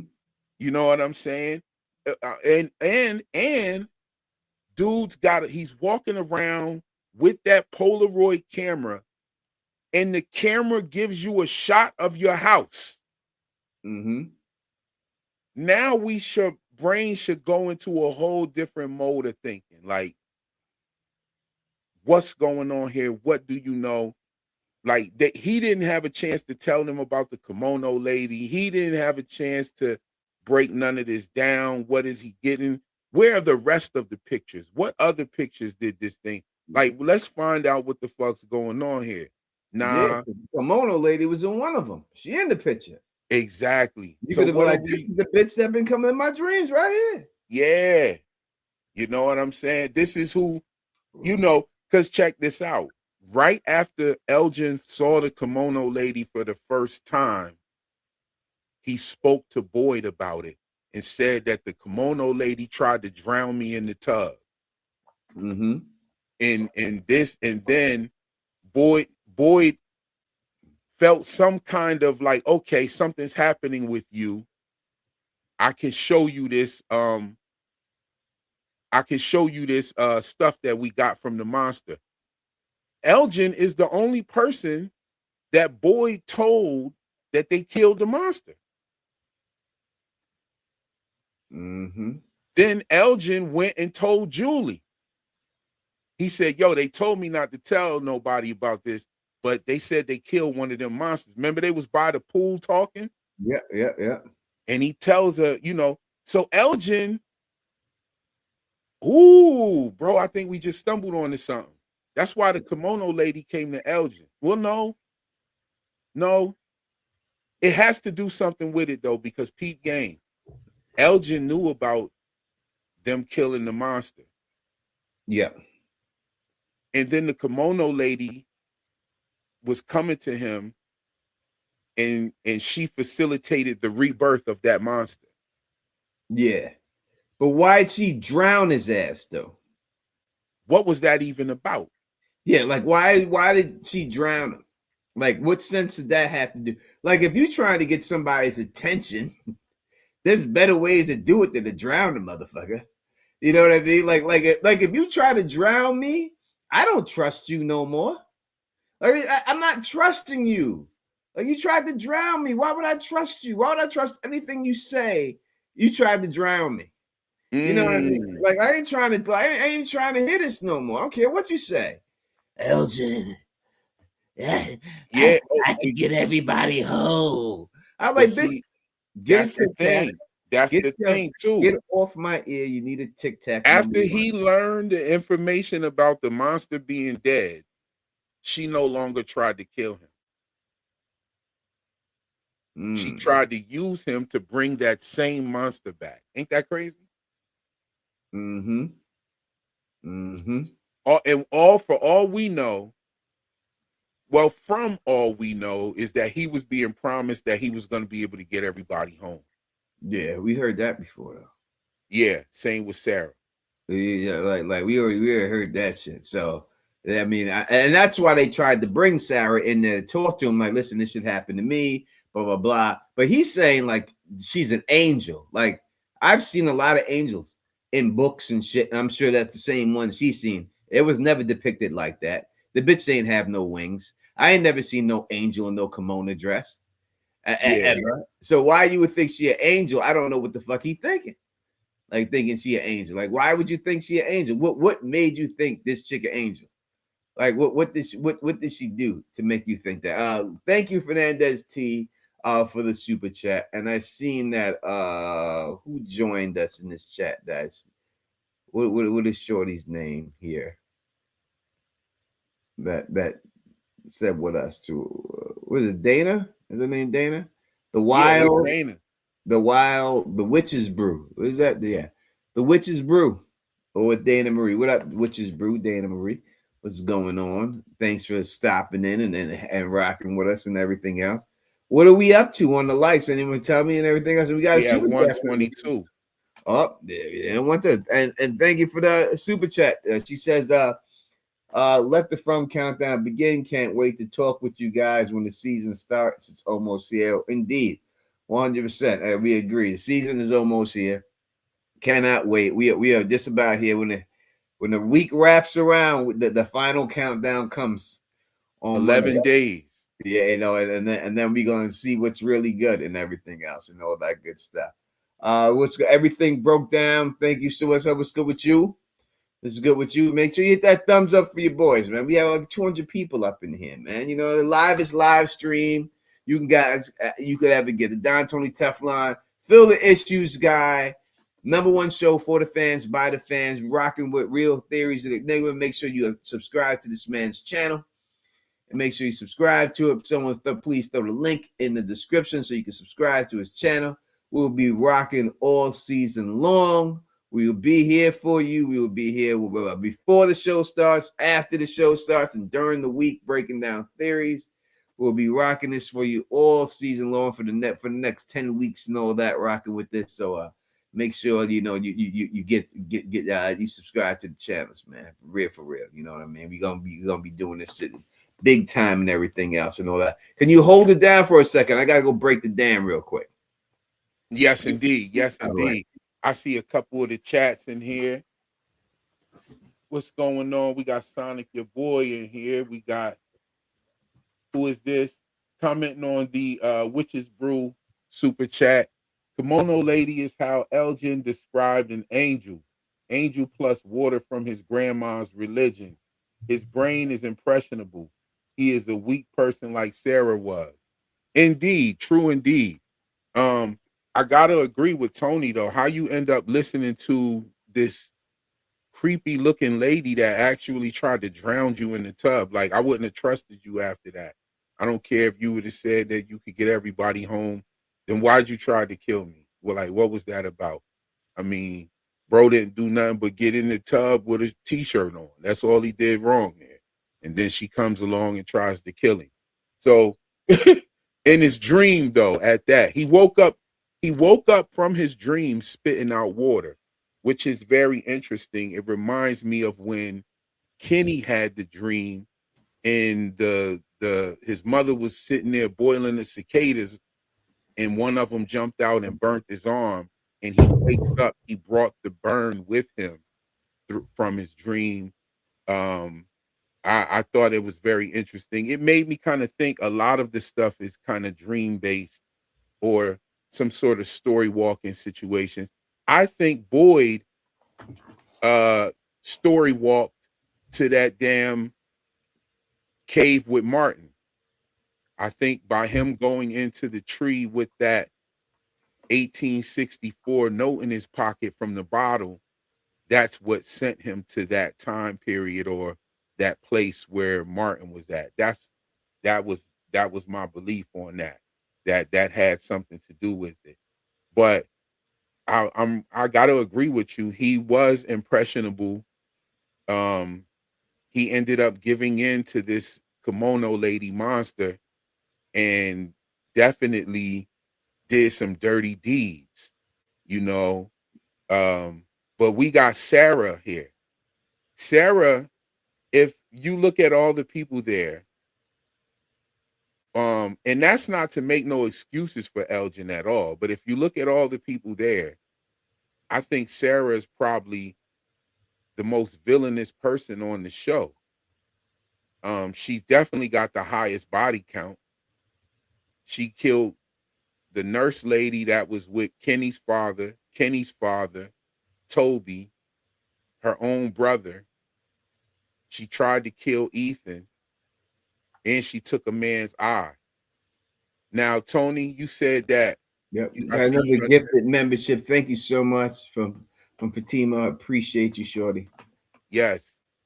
So you said that you think that Elgin told Sarah where she was at, and I don't think that happened. Yeah. I think Sarah already knew. And somebody was like, well, it had to be an off-camera thing. Well, it couldn't have been an off-camera thing. Because think about this. If let's say he did tell her off camera, then would she take his eye out? Right? So what was the point of her taking the eye out? Because we heard when he started screaming. We heard the actual point to where he started screaming. And not one time did we hear him scream. She's in the root cellar. She's there. We didn't hear him scream out anything. I think she already knew and just took his eye for the culture. You see, I think if she knew, she would have just directed them to it, because it just seemed like she and Elgin got along too good. Like, it seemed like she was gonna give Elgin some booty. You know what I mean? When did he tell her? When did he tell her though? In the church, it seemed like she was about to straddle him. But when did he tell her though? I think it's, when we hear the first screams, then they start to run up, and it has to be like in between at that when they're running up that we just don't hear it. You know what? I'm going to say something about that. They did a very specific shot. They made sure that whole entire shot, there were no cuts. So here's how it goes. She's upstairs talking to Elgin. She grabs the screwdriver, and then we cut right to the kitchen. Boyd, and all of them are down there talking in the kitchen, and then we hear him screaming. Mm-hmm. The camera follows them down the hallway and up around the staircase and everything. Why would they do a shot like that? I just think it would have to be when they're running up, we can't hear anymore because he stopped screaming. You hear it the entire time. He never stopped screaming. He's not screaming when they open the door. He ain't screaming no more. No, he's sitting there like, like he's about to pass out. And yeah, so it has to be like right then, like when she first starts. Tell me, and then she says it, and then she stops. They open the door. She turns around. If you go look at the scene, you will see that that's not even like. If you go look at that scene, anybody that's out there that can go see it and go check it. It is obviously, what was it? The finale. It was the finale episode, obviously. Go check the scene, and you'll see that there was no point in time where he would have been able to tell her. Only time was when they cut to the kitchen, because they purposely did a whole shot. Like shots like that where they make sure that the camera follows somebody from the kitchen all the way down the hallway, turning around, going all the way up the steps. those are deliberate shots. That's not like regular shit. That is like, okay, we need to convey a message with this shot. And I think we will find out that he did not tell her where it was, where they were. I think it is. I don't think Sarah's evil. So I don't think that. I just You don't think think that Sarah's evil? No, I don't think she's evil. I just think She tried to kill a kid. Well, I think that she got the wrong kid. I think she was supposed to kill the boy in white. That's even worse. But when the message, no, because the boy in white. If she was supposed to kill the boy in white, and she tried to kill Ethan, bro, she kissed somebody before she shoved a ice pick through his neck. Yeah, she did. She's evil, bro. I don't think she's evil. I just think she's got issues. She took a man's eye out. And when you look at the scene, you're going to be like, yo, there's no way that he told her where Fatima was. And I'm telling you, she was okay. So she had this she was in the house and the voices was talking to her. When she went to the post office to talk to Boyd and Kenny, she told them about, yeah, it's Elgin. You know what I'm saying? So you think that the voices just didn't tell her nothing else? I don't think the voices. I think it was like this when we deal with Sarah. All right, Sarah was getting these voices. You hear her when she's getting the voices. She says, "No, I don't want to do it. I don't want to do it." She keeps saying she doesn't want to do it, and then they convince her to do it. And the reason why they convince her to do it is because they're saying that, if you do this, we can all go home. The people who are talking to her tell her that they're trapped there too. They're just like her. So she believes that these people who are talking to her are the same. And I do believe that it's a set of people who are trapped like her.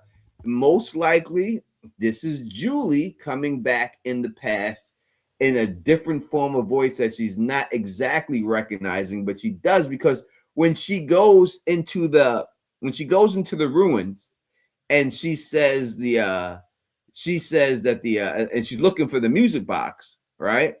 She's like, the music box is right here. I can see it. It's right here. Music box right here. And she's touching. You can see it, but it's not there. She's like, it's right here. The music box is right here. And then she looks up and her nose starts to bleed. And she goes, Julie. And then she puts her hands over her ear. Then she starts screaming. Hold on. Wait, what? That's what happened. So you said that oh man, I got to go watch that because I didn't peep that.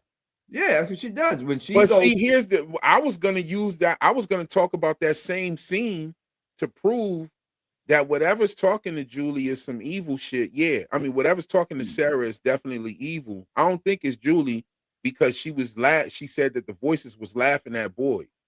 And then she said the voices was laughing at Boyd and they liked when they touched Kenny. She's hearing different voices. Okay. So she's hearing the one set, those voices, but then she's hearing another set of voices that are telling her that they're trapped too. And then she hears another voice that sounds like Boyd's wife. So it was 3 different voices that she's hearing right there. Fatima, thank you for the super chat. She said the voices were laughing. They weren't trying to help. They said it's too. They said it'll be too late when they find her.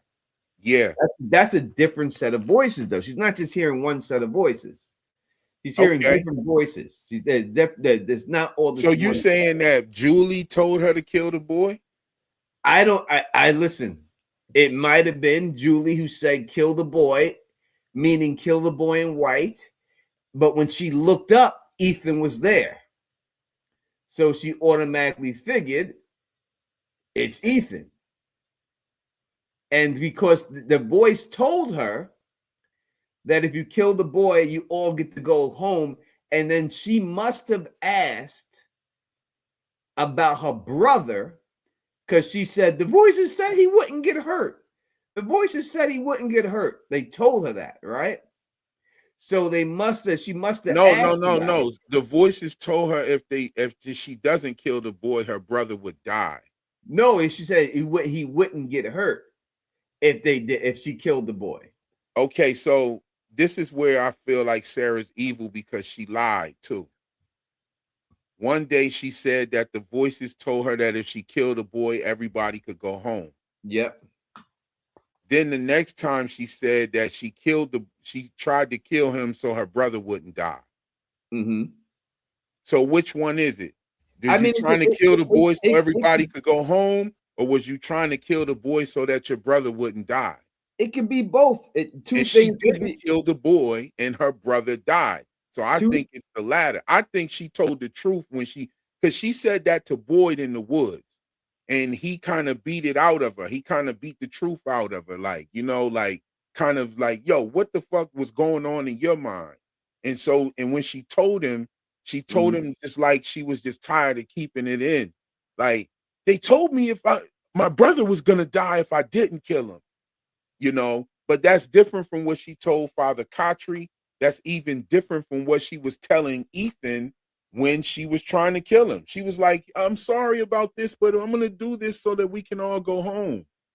And, so she was really going to do it for the whole brother situation. Because when her brother came through and got sliced, she looked and was like, oh no, like, shit, like I needed to kill the boy. They told me that this was gonna happen.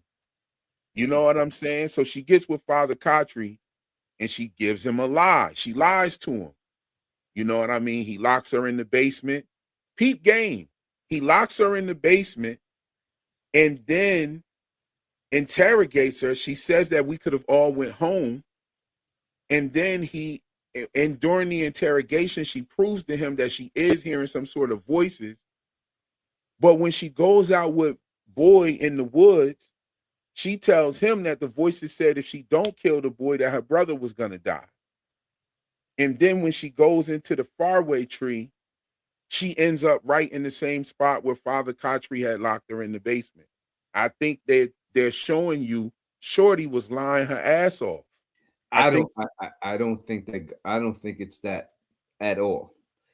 I think she's also lying about the information when she went to the post office. Like when you check it, they was like you said. If Ellis thought that bro knew where his girl was, why didn't he snap out on her at the Brundles? Okay, while that was going on, Sarah was having these voices fucking with her. When she goes, when Ellis goes to talk to his dad at the post office, he's like, yo, I think Elgin knows where Fatima is. Sarah comes right in the door and confirms it. Boom, like it's clockwork. Like what they were, it was almost like they were playing them like chess pieces so that the whole situation could happen with Elgin being Elgin. Elgin was a piece that was being moved. Elgin was a piece that was being moved by the kimono lady. Then he ends up being tortured and maimed. You see what I'm saying? Like, boom. I hear what you're saying, but I don't believe that in the end that Sarah was being manipulated. And I think she's hearing multiple voices and she's confusing a lot of them. But there's no doubt that she definitely heard Julie's voice at the ruins, and she recognized it at that time. I definitely have to watch that. I put it in one of my videos, and I'm looking for it right now. What video I put it in? I'll play it right now if I can find it. Yeah, play that. If I could definitely want to see where she says Julie, because either I don't remember that or I forgot what my thoughts were on that or what. But yeah, I had made a whole. I might have did it on a live stream where I talked about all the points where Sarah has lied, and the main one is the kill the boy thing. Because whoever told her to kill the boy, that shit wasn't no voice. That was some shit that showed up in her skin on some creepy shit. Yeah, but then she had the seizures right after. Right? True indeed. She did. So when you have the seizures, what does that mean when you have the seizures? That you basically, I would think that anyone who has seizures is story walking at that time. If anybody tries to kill a child, kisses a man before she shoves an ice pick through his neck, there's a point to it, bro. For me, I'm not saying I'm falling asleep next to Shorty. I'm just saying that I think that she heard that Julie is contacting her from the future, and she didn't catch it in the beginning. And that's somebody said Sarah slander. Okay, like, because what Elgin did was creepy as shit. When he grabbed Shorty by her Ugg boots and drug her back down the steps. Like that was creepy. What he did was creepy, but it pales in comparison to what Sarah has done. And I don't see nobody making the excuse for Elgin that he was being coerced by the kimono lady when it comes to what he did. You know what I'm saying? Like, what he did was crazy, but he didn't kill nobody and whatnot. But at the same time, what he did was creepy as shit. Like, I can't really give him a pass. Like I said, I would have let Ellis beat the shit out of him. Without a doubt. Nah, he gets no pass. He gets no pass for that. So if he gets no pass, and what Sarah did is like way worse, then she gets no pass. I mean, she's beautiful. Don't get it twisted. She's a beautiful girl. That gets you the pass. Well, see, and I want to comment on you saying that Sarah was acting like she was going to give Elgin some pussy, right? She was. All right, but see, all of that was out the window when Kenny was flaming on her. And Elgin was just standing in the background, not doing shit. That ended his pussy trip. Period. Yeah, Elgin let a grown man beat his head and didn't do nothing. Yeah, Elgin let the Kenny go wild. But in Elgin's defense, Kenny had a pistol on his hip. You know what I'm saying? Like, I'm not trying to. I just got here, bro. I don't know what the fuck y'all got going on. Yeah, you know what I'm saying? He shouldn't have been. And he moved on. He moved on because he knew it wasn't no chance after he stood there while Kenny was going off on her. He knew it wasn't. He moved on right on to Julie. So. You know what I'm saying? But after Julie sees bro got one eye and he snatched up Fatima because Fatima's her homegirl. Yeah. You know, do the people find out what he did? Find out who does. What do the people find out that Elgin kidnapped Shorty? No. He said, because Boyd says no one shouldn't gotta know what's going on here. He said everything has a way of coming out, and he goes, well, this ain't coming out. I took that as him saying, ain't nobody gonna find out that I tortured the shit out you up in here. That too, the whole shit. Because Elgin knew I think Elgin knew what was gonna happen with that baby. You know what I mean? I think that is crazy going on. Too. You think that he knew that was gonna be Smiles Davis? Yeah, I think he had to know, man. I think he had to know something's going on. You feeding people blood. What you feed? He knew she was pregnant, and would you give him? You know, listen. Because he was saying, he's got to eat. He's got to eat. Yeah, baby. Yeah, he knew. That motherfucker knew, man. Yeah, that motherfucker knew what time it was. Well, I know I had this fucking scene in one of these videos, and I'm just going through my videos, and I would think this would be the video to have it in. And that was in season 3, right? Yeah. Okay. What? Yeah, it's season 3. Season 3. I can go to the season and pull up the season and just and play it real quick. I could definitely do that. Yo, we got 30 episodes up. So we got 30 episodes of this show. Yep. What do you think we're going to be looking like at the end of 40 episodes, bro? I'm hoping this is the greatest season of From that they've ever done. That's all I can hope for. I can't hope for anything else.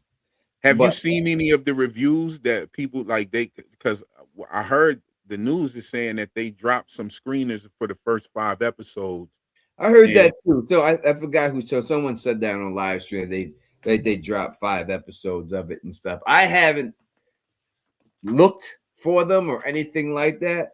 I don't plan on it. I don't when the show starts.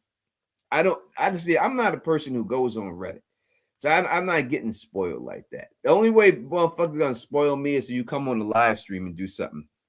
That's the only way you're gonna get me. You ain't gonna get me no other way. And yeah, so I ain't looking for it. If possible, they did, but I would think when they do that to people, usually it's really big YouTubers should get that. the Like review that I heard about Grace Randolph or someone like that, she'll get full seasons 2 weeks before it comes out. Mm. You know, usually it's big YouTubers who get that, not just regular people get that. You know what I mean? So you would have to be like really like a big YouTuber that, from what I've seen and everything. You know what I mean? So I don't know and everything. I haven't seen any reviews, and I don't want to because I don't need to hear it. I saw a review and it was a non-spoiler review, and they said that this season is definitely better than season 1. That's hard to do. I hope it is. I hope so. I hope it I is. hope so. I hope that it doesn't bring a whole bunch more mysteries. I hope that like they give us some meat and potatoes in this season. Yeah, they have to. There's no way. And I think that in the things that they're basically saying that, you know, they're saying that that's what's going to happen. It has to be this video right here.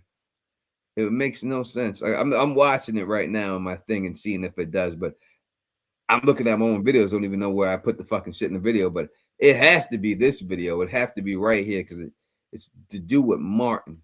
And if I was going to put it in the video, I would think I would stick it right here.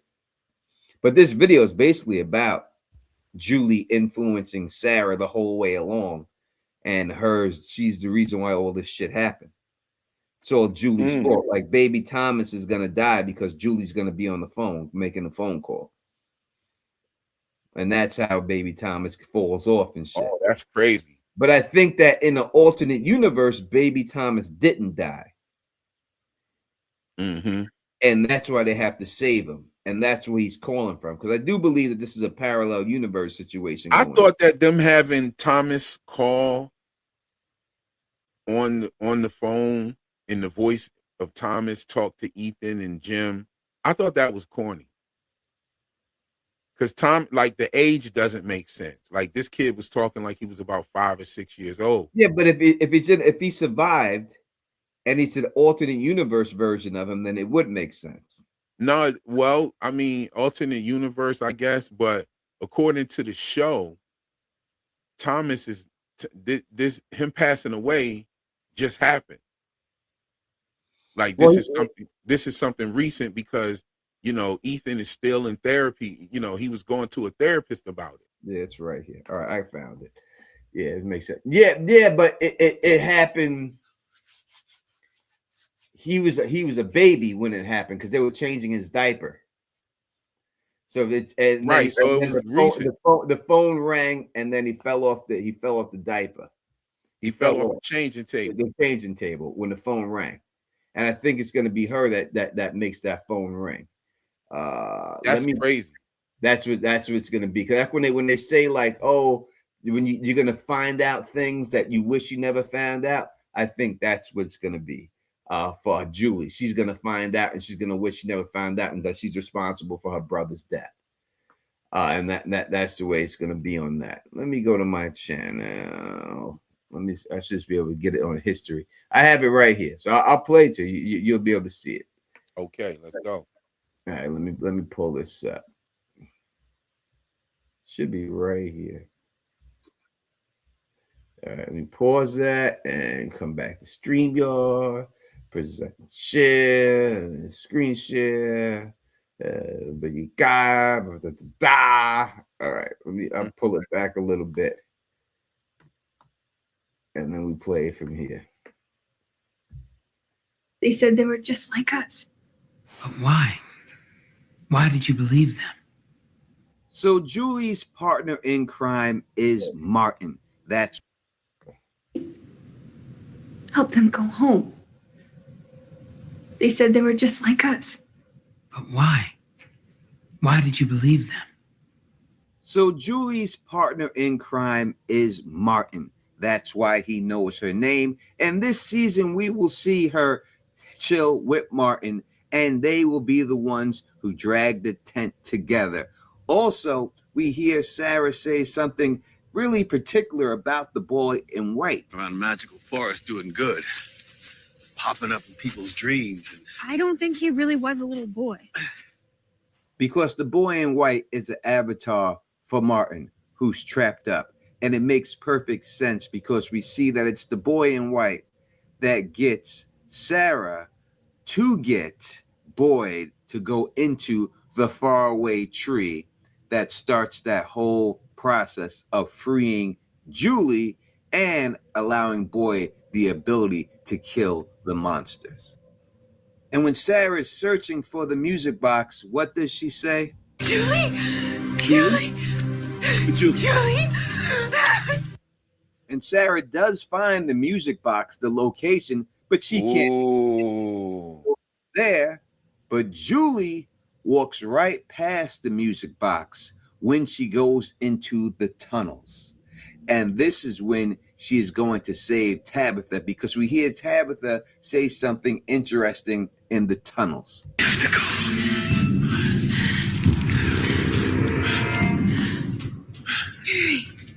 Where's the water coming from? Where's that water coming from, which suggests there was no other water in this tunnel up until that point. And you can also see a tiny footprint of a sneaker inside of that mud. And we know Julie does nothing. Oh but man, rock I wish sneakers. you would have zoomed in. So on Julie, that. who got Boyd out of a well, we'll go back to that time. We'll see that again, but this time the well will have water in it, and she will be the one to wet the way to lead them out of there, and that's how they get out.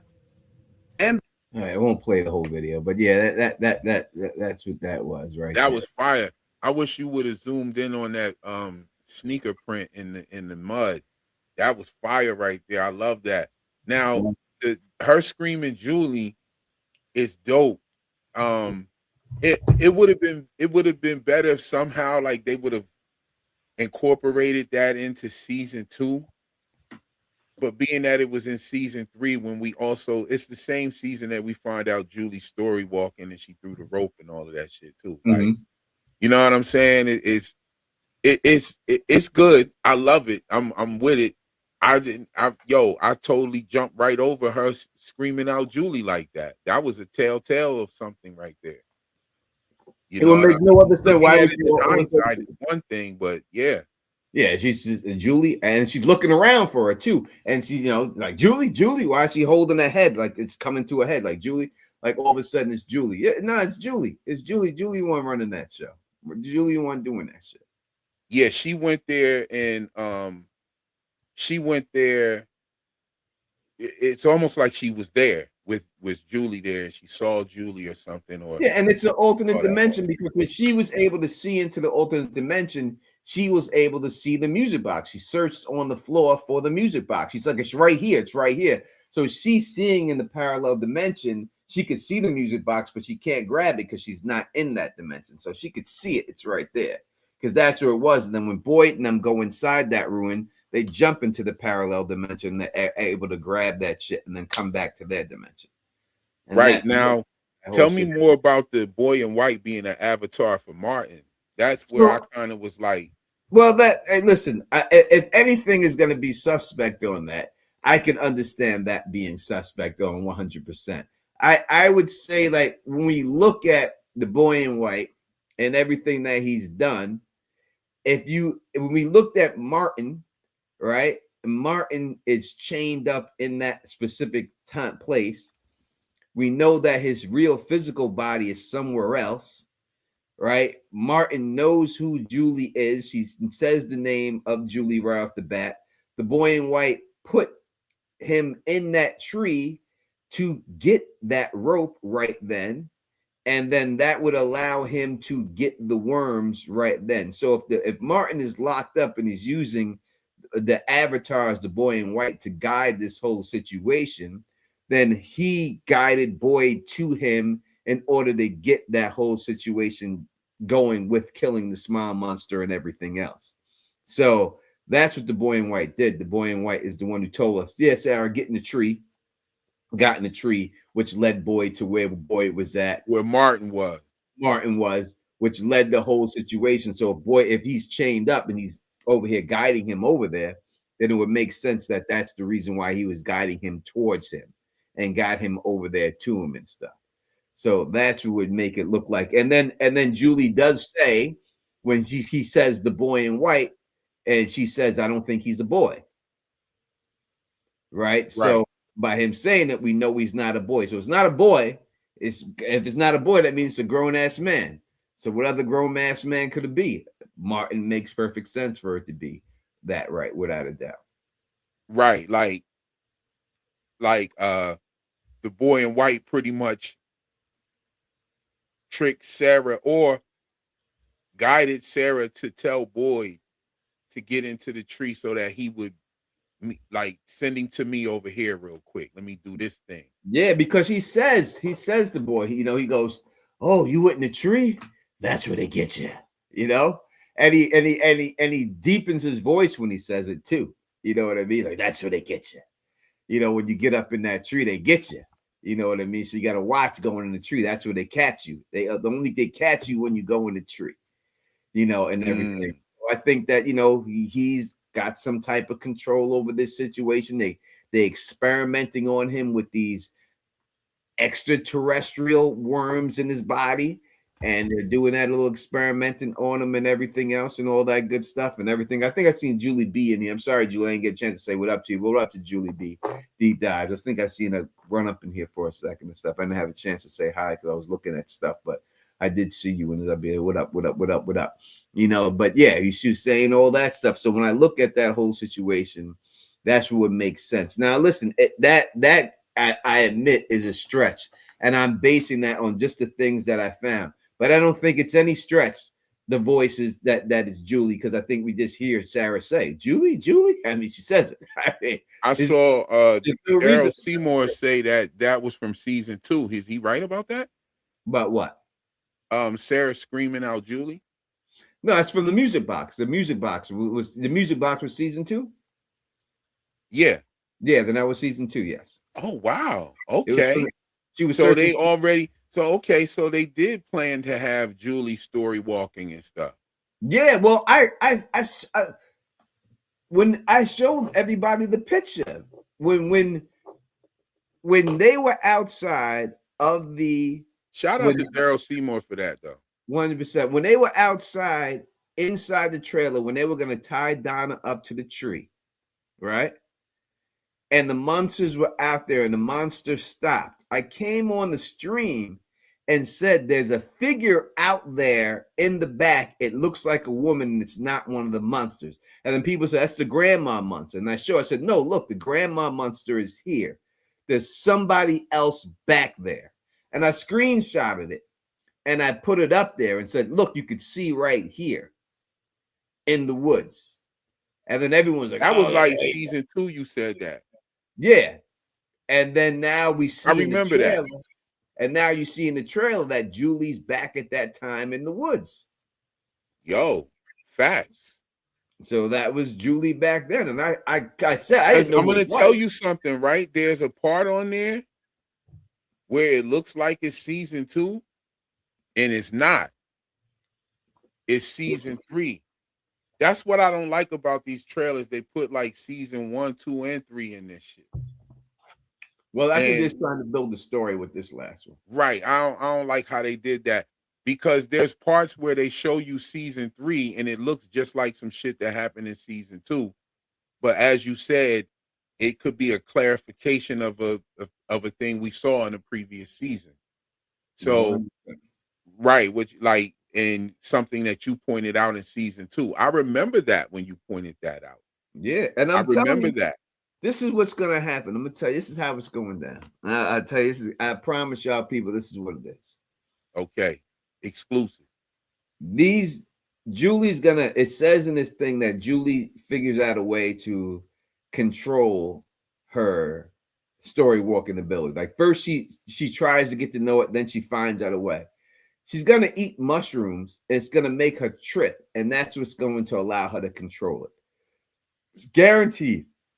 If you watch Fringe, the same showrunners, the same person who wrote the episode in Fringe, they're all friends with each other. You can clearly see that when the dude in Fringe was going to the parallel universe, he used two things to tune a lady's brain. He used music and he used LSD. Drugs. Yeah. And that's what did it. When Miranda, and you said I this, mean, well, we see this with Miranda too. We see this you with said this in your video about Miranda, but you see that going down. When Miranda got the visions, she didn't get them until she took that hit of LSD. right. Everything was fine up in her life. She wasn't fucking dreaming this shit when she was a child, and everything was great. She took that last hit of LSD, and all of a sudden she got it. Right. In the episode, they used the title of the Grateful Dead's lyric. If you ever went to a Grateful Dead concert or you're a fan of Grateful Dead, everyone knows that the Grateful Dead, you go, there's two bands you go to take acid. Tripping. You take acid for the Grateful Dead and you take for Fish. Right? Those are the two bands. If you go to those concerts, you're taking acid for that. We already seen Kenny out there, and we've seen Randall out there looking for mushrooms already. Kenny's seen the mushrooms, and he said, "No, I don't know if these are safe," and he wouldn't take them. She's gonna take them mushrooms, and that's what's gonna be able to get her to control this whole situation. And that's Ozzy Osbourne too. Yeah, Ozzy too. Ozzy, you did anything. Ozzy, you did it all. He did everything. He did anything. Something sidebar real quick. Yeah. Do you remember the Richard Pryor show? Yes. Do you remember when he did the skit about Ozzy Osbourne giving drugs to the kids? No. Bro, it's one of the funniest skits you will ever see of Richard Pryor's. Definitely one of his top tier skits. The Richard Pryor show was funnier than all that shit. Saturday Night Live. It definitely, I don't know. I wouldn't say all of them. And Living Color was pretty badass. Yeah, but the Richard Pryor definitely it set the bar. Like it gave his bar, and then the Richard Pryor show pays the way for the Carol Burnett show to come out, and a lot of America, a certain portion of America loved the Carol Burnett show. They loved it. Yeah. And but what you're saying is real, because we're talking that time period of the drugs and whatnot, and what we see in front. We got Fatima's planting weed. We got Jade has perfected the spirit making with the alcohol. We have Miranda doing acid. Jade came into town high as hell on fucking ecstasy or some type of acid, because he was touching everybody's face, telling them how beautiful they look. Right? Yeah. This is what it is. I'm telling y'all, we'll see. I know people want to believe that it's mystical, and I'm not trying to hear to tell you it's not. I'm just telling you what I think. This is going to be, in the end, it's going to be some scientific different dimension shit when it's all said. I think it's going to be a mixture of both. It could be. And Marielle's little head just disappeared as I was saying it. I was going to point out Marielle's little head was right there, where Elgin is right now on the screen. There she is. Here she comes. She's coming back around, I think. No, there's Kenny now. Okay. But anyway, Marielle said it in the trailer. She says, there's something ancient here, and it's feeding off of our fears. And I definitely believe what you're saying about there being a technical aspect. What's the guy from Fringe, the doctor, the father that they got out of prison or whatever he was in? That was in a mental institution. He was in a mental institution. Yeah.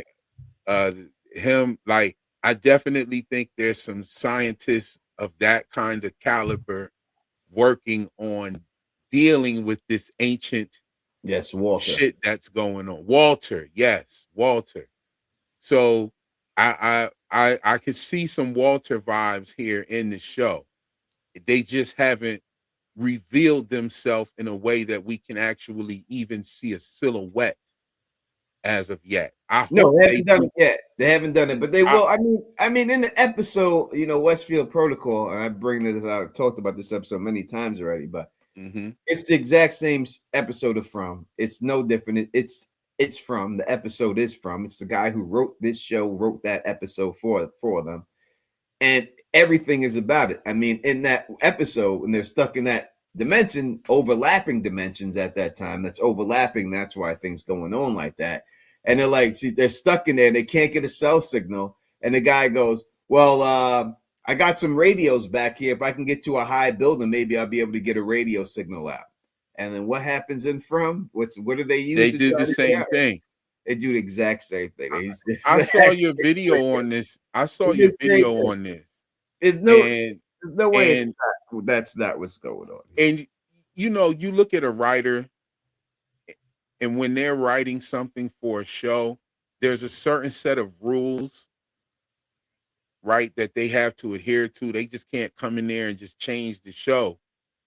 But it's very striking that episode mirrors a lot of things that we're seeing in From. But what I found even crazier is from that episode, if you keep watching, there's even more shit that connects to From as well. And it's not like it's just two different shows or whatever, and the writers are not the same. The writers are the same on this. Like this is that there's a deeper connection just beyond the similarities of JJ the Abrams show. and them, that's their they have like a crew, like the JJ Abrams crew, and they're all in it.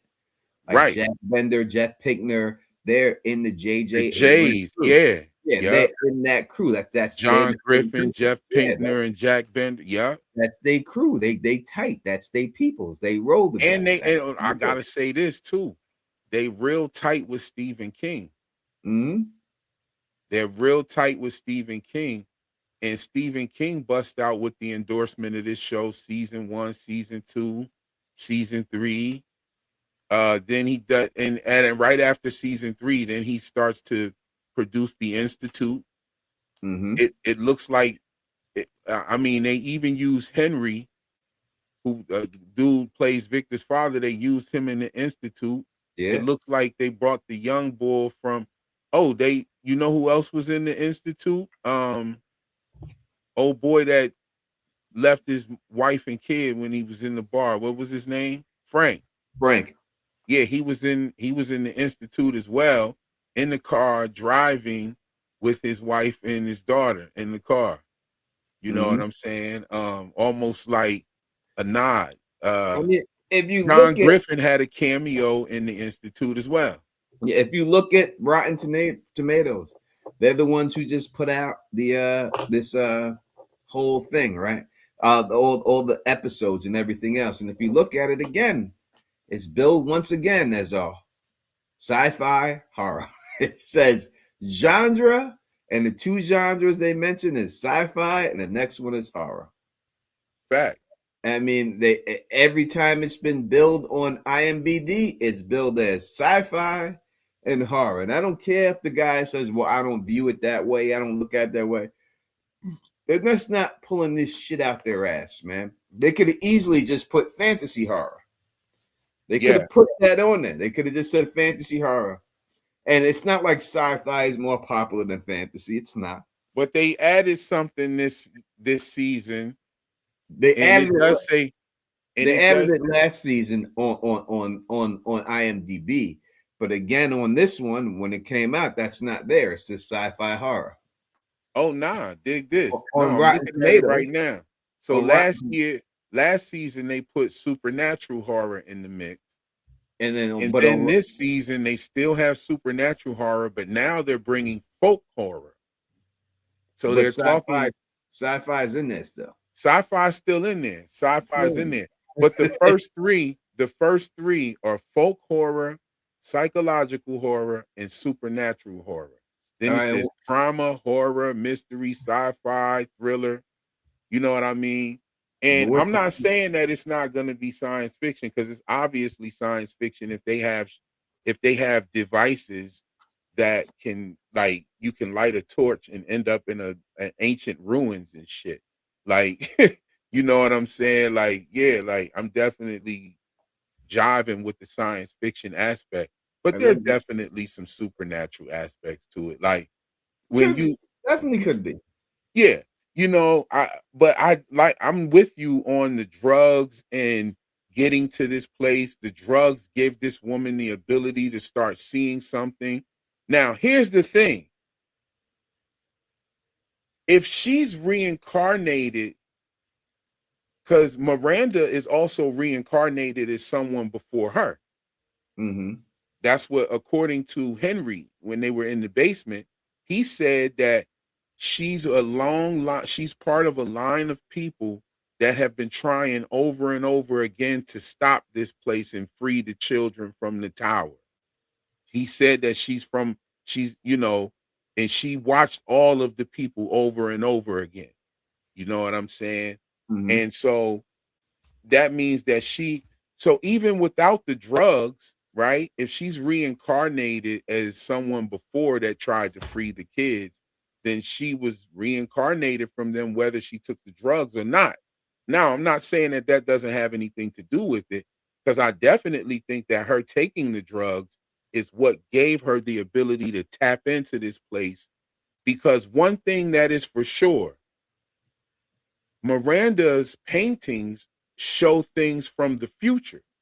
They don't just show things that she bear witness to in her dreams. It actually, she painted those two, the gooey kids standing there holding hands. This when Tabitha looked out into the road and saw the kids, and she looked out and she was on the porch and she looked out and saw the kids with, and that wooden puzzle was on the porch that Ethan was playing with. And she looked out there and saw the kids. Miranda painted that very moment. She painted the exact moment. I analyzed it on my channel before, where you can look and like totally see that Miranda had painted what Tabitha was looking at just days ago. Mm-hmm. You know what I mean? Because it was only from the time Tabitha started seeing the kids, it was only 4 days go by until she ends up getting in the tree and ending up on the outside. And then, if I'm not mistaken, what did they say? They actually say how many days go by that she was gone. Like, you know, Jim had gone to the bottle tree and took all the numbers out the bottle. He did that long before. Remember? Mm-hmm. When they found out there was a second bottle tree, and Jim was like, yeah, I went out there and I took the bottles off the shit. He says, I took the notes out of them already. I wanted to see what the hell it was. And he was like, yeah, it wasn't nothing but a bunch of numbers. So, you know, but then there's another bottle tree that's not a faraway tree that, you know, the one that Boyd and them went to. So either way, I think Miranda was tied to this place. And it appears that the entities waited until Victor and Eloise were born to pull them in there. Yeah. That's what it seems like to me. Like they waited for the two kids to be born to be pulled in there. That's another thing about season 3. I'm really not satisfied with the lack of answers that we get as far as Eloise is concerned. They hinted that she's dead. He said he found pieces of her body, but she was so little, this, that, and the third. He said that, but you know.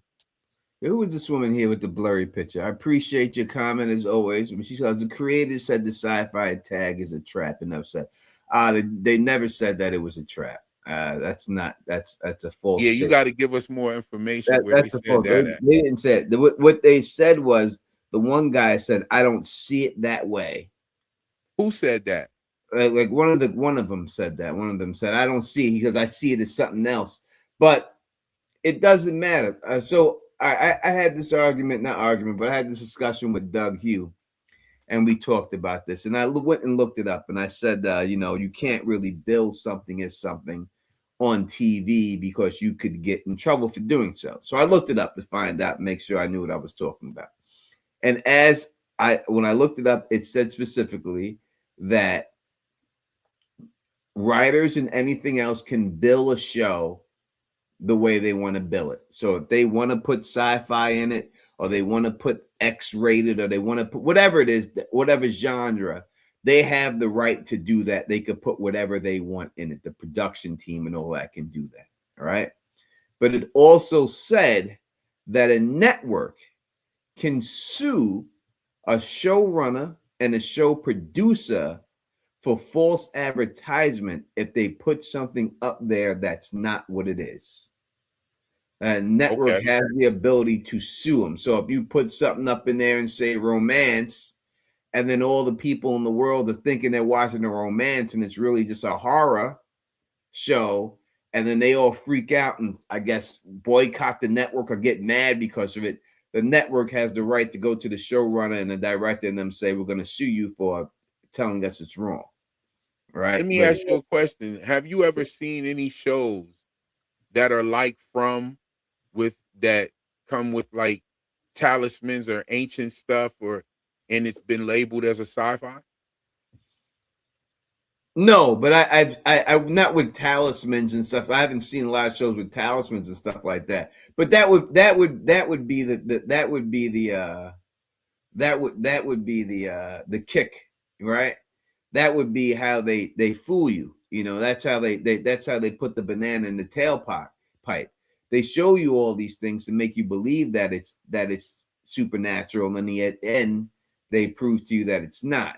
And it just appears to be that way. And I think that's what they're doing. I think they're really hammering home this supernatural stuff a little bit too hard in people's faces. They're really pushing that supernatural situation there and to make you believe it. And I understand exactly that one show, The Magician. That one show, The Magicians, was labeled as sci-fi. We do have Christina Jellybean saying Westworld was like that. Nah, not really. Westworld was totally sci-fi. Well, they did have some elements of the not talisman, but the maze and all that stuff in the things and all that stuff. But I'm not here to harp on that. You know what I mean? I'm not here to harp. I don't want to influence anybody. Well, I want to say one thing real quick. The show The Magicians was labeled as a sci-fi. Now, there were elements to The Magicians where they had devices and they had, certain glasses and all types of shit in there that had sci-fi elements to it. I wouldn't be mad at, I think that there is something ancient there feeding off of their fears. However, I also think that there's something science fiction to it as well. I think that there's actually, I don't know, I don't want to say, I don't like to be saying too much about a certain theory until I get more, but I like to put it out there. You know what I'm saying? Mm-hmm. But I think that the Rendezvous Company is either a part of some sort of government group or some sort of covert society of people that are on the outside that are fully aware of this pocket dimension, as Dale says, that has these people trapped in it. I'm definitely thinking that they're aware of it. I'm dropping some exclusive shit that I don't really drop. I'm gonna drop it right here on Tony's live, right? Let's do it. I think that there are some clues that a lot of the fandom doesn't really look at when Tabitha was out of Fromville, or whatever we calling it, Fromland or Fromville. Mm-hmm. When Tabitha got out, that whole thing was very telling. There was some information that was given during that time that makes you just scratch your head. Henry talked about the detective that was investigating the disappearance of Victor, his mom, and his sister. And he talks about this detective dying and something happening to the detective where he dies or something. Maybe he got too close to the truth and the societies that are on the outside. That part of information definitely links to the Rendezvous Company, because we see a calendar in Donna's bedroom with Rendezvous, and we also saw Boyd and his family traveling with the trailer from Rendezvous trailer, right? Which that ties that right back into Henry, because Henry, when he was on the computer vetting out Tabitha's story about being with other people and being also missing herself and her family missing, when he Googled them, he was getting advertisements from Rendezvous. Okay. He was getting advertisements from them. That typically happens when you're on a website. You might visit a website or something like that. You might visit the Rendezvous website and then you start seeing advertisements for it. That type of thing typically happens. But nonetheless, it ties right back into a company on the outside that we know has been mentioned on the inside, which is the Rendezvous, the calendar and the trailer.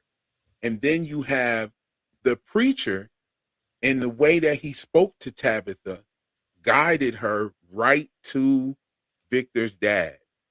And real quick, let me jump in real quick before yeah, you go ahead. I would say this too. Again, proving that Donna is the mole, as I told you back from season 1. When Tabitha was looking up the names in the computer, Donna was the only one she couldn't find. When she was naming the people that were stuck in there and she was doing that, out of all the people, They couldn't find Donna. They could not find Donna. Didn't know Donna's last name. She didn't know Donna's last name though. Yeah. Why is that though? That's the thing. Yeah, why she know everybody else's last name? Everybody else, but she don't know Donna. Why ain't she know Donna's last name? And you know, not to mention that, and that ties right back to the Rendezvous, because the calendar is in her fucking bedroom. Yeah, because Donna also ties into the 47 connection, like, because her name has 11. Donna Raines has 11 letters in it. Donna Raines, Tien Chen Lu, Abby Stevens, Boyd Stevens, Jade Herrera. All of them shits have 11 letters in them, and most of them are 4 and 7, right? Tien Chen Lu is 4 and 7, right? You have Boyd Stevens, that's 4 and 7. Jade and Herrera, that's 4 and 7. And they and Donna is like connected to that whole aspect as well. And them dropping the trailer yesterday, which was 4/7, April 7th, that's crazy too. They dropped the first trailer 74 days before the premiere, which was what, February 4th or February 2nd, February 4th or something like that. That gave it 74 days. Like, they've been playing with that number so many times, and it connecting to the Rendezvous as well. The 11 connects to the Rendezvous. I dropped that. I put that, some of that in my script. I talk about that a little, but like the way that they connect this, I definitely would not be shocked if there's a whole scientific element to it where this outside company is kind of tapping in with this deities or this place, and they're sending people in there. Like when you think about the Brian Kelly situation with Boyd, and then you had the Corporal Brian Kelly when he was in the military and whatnot. You know, his girl being in the military, her having dreams about this place. You know, you got Christie's there for like what, 3, I think she was there for 6 months or 9 months or something like that before Marielle gets there, or, you know, it might have even been longer than that. But Like, but then Marielle comes in. Then you got Bacta's grandmother saying that nursery rhyme. You know, you got all of these. I think that the scientific element might be the reason. It might be the answer to why the people are getting there. We don't know why the people are ending up there. That's like the biggest, craziest mystery. And I think your scientific element with the experiments, the the the the sci-fi connection in total is why these people got there. Yeah, there's something that these people have that are connected to that they haven't explained yet. Whether it's some type of blood or some type of something, but there's something that they keep experimenting on these type of people over and over again, and why they bring these specific people in there and keep conducting the same experiments on these people. The witch's brew with Dana Marie says it's Clara. Pay attention to Clara. This is what I would say about Clara, and I understand why people want to say it. I just think if there's going to be a mole, we're talking. If you're, I'm assuming you're talking about a mole because we're talking about Donna. This is the reason why I would say there's only two reasons why I would say it's not Clara. If you're going to have a mole, I think you have to have somebody who's been in there for a pretty long time. The longest person that's been in there would be Donna. Donna's been there from what we've seen before Boyd, Father Cotry, Dale. They're all dead. The only one who's still alive that was in there is Boyd and her. And number two, I just think that if you're going to do a mole and you do a flip like that, it has to be a character in the show that people are going to say, wow. And I don't think that Clara gives you that wow. Like if someone says Clara's the mole, you say, fuck you, Clara. But if Donna's been the mole the whole time, loving Donna, running Colony House and all that, then it's like, oh my motherfucker, you know, like fucking Donna, Yeah, you know what I mean? there's more at stake with Donna being adversary. Actually. Yeah, so that's the only reason why I would push back on that, just for those reasons right there. I think it's it wouldn't surprise us. I think they did the same thing with Tilly. Like they had Tilly in there, and everybody was thinking that she was this or that and the third, and if something was suspicious about her. And next thing you know, she gets killed by Fatima and has a good heart, and she was really worried about the girl. She didn't tell nobody that the girl was eating rotten food. She didn't, you know what I'm saying? She tried in the rain and shit. She was right, yeah. So, and you know, I was saying that the whole time. She danced in the rain. She was doing a Native American rain dance. I felt like that. She talked about going to see the ponies and all of that. I really hope they do something else with her character. You know what I mean? I think that she's being buried with in that trailer that we saw in the trailer. I think that's her being buried with the girl Sophia's father. And I think then they discover Jim's body later. All right. I'm late, but still rocking with y'all. Salute. I appreciate you. Thank you so much. And I agree, like, which is Breadown. We don't know exactly. Like, we've seen other people getting out of those holes too when we seen Boyd arrive on this first night. And it's quite possible that she was in one of those holes that we did not see, and she could have been there a longer time. 100%. I'll concede that point without a doubt. But I still don't think it makes enough impact for it to be her. I don't think, I mean, I just don't think, I think the impact that needs to be made is that's Donna. And the man in yellow is there right now to kill Donna because Donna fucked up, allowed Tabitha to get out and fuck this whole thing up instead of keeping the peace. And now they're coming to kill her. Now that's where I definitely got to disagree. I'm going to tell you something that's really compelling, right? I think that the whole thing with Tabitha getting out was to get the man in yellow out. No. I'm not saying that. What I'm saying is that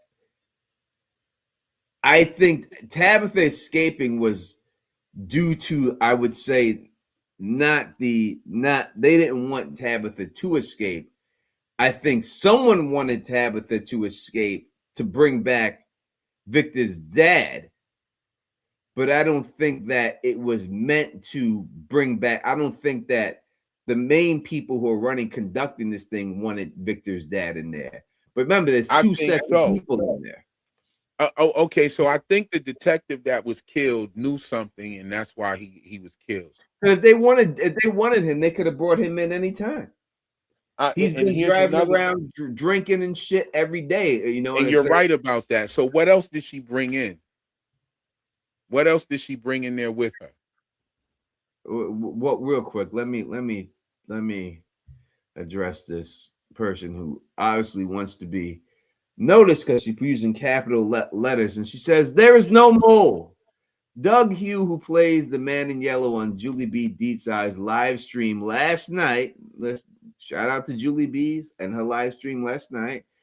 And he alluded to the fact that the show doesn't need a mole, and it ain't Donna if there is one. I would say this. I got love for Doug Hugh. He's cool. Doug wouldn't know. And Doug wouldn't know. Doug shoots his scenes that he shoots. I don't think he's privy to the whole script. This is Doug's opinion, and he has the right to it.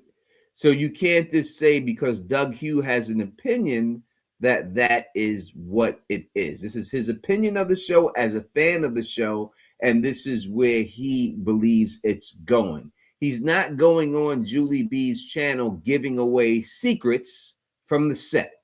That's not the man that Doug is. That's not who he is. He wouldn't do that. But the way you're presenting it as he went on the stream giving away secrets of the show. All right. And that's what it is. Right. That's not what Doug does. That's not what Doug would do. Doug is saying what he believes as a fan of the show.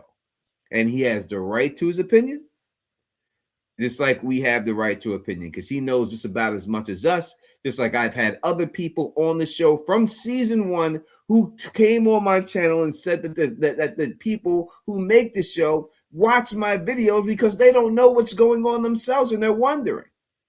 And that was back in season 1, right? And those are people who have been in from day 1, right? Yeah. Who've been in there from day 1. Not just got there. So when you say it like this, Beth, unfortunately, you say it makes it sound like you think that Doug is giving something up. He's not. He's giving you his opinion on the show from a fan's perspective. So we cannot take it as the gospel. That's all I'm saying. Right. He's giving it from a fan perspective. There have been other actors from the show that have given their theories about what's going on. And, you know, they don't do it as much as Doug, but they have definitely when I had Pega on season 1 and I asked her about the picture of her and Ellis, she said to her that when she seen the picture, she felt it was an Adam and Eve picture. There you have it. She said that's what she took from it. She said, when I seen the picture, I took the picture as meaning Adam and Eve. Right. You know what I mean?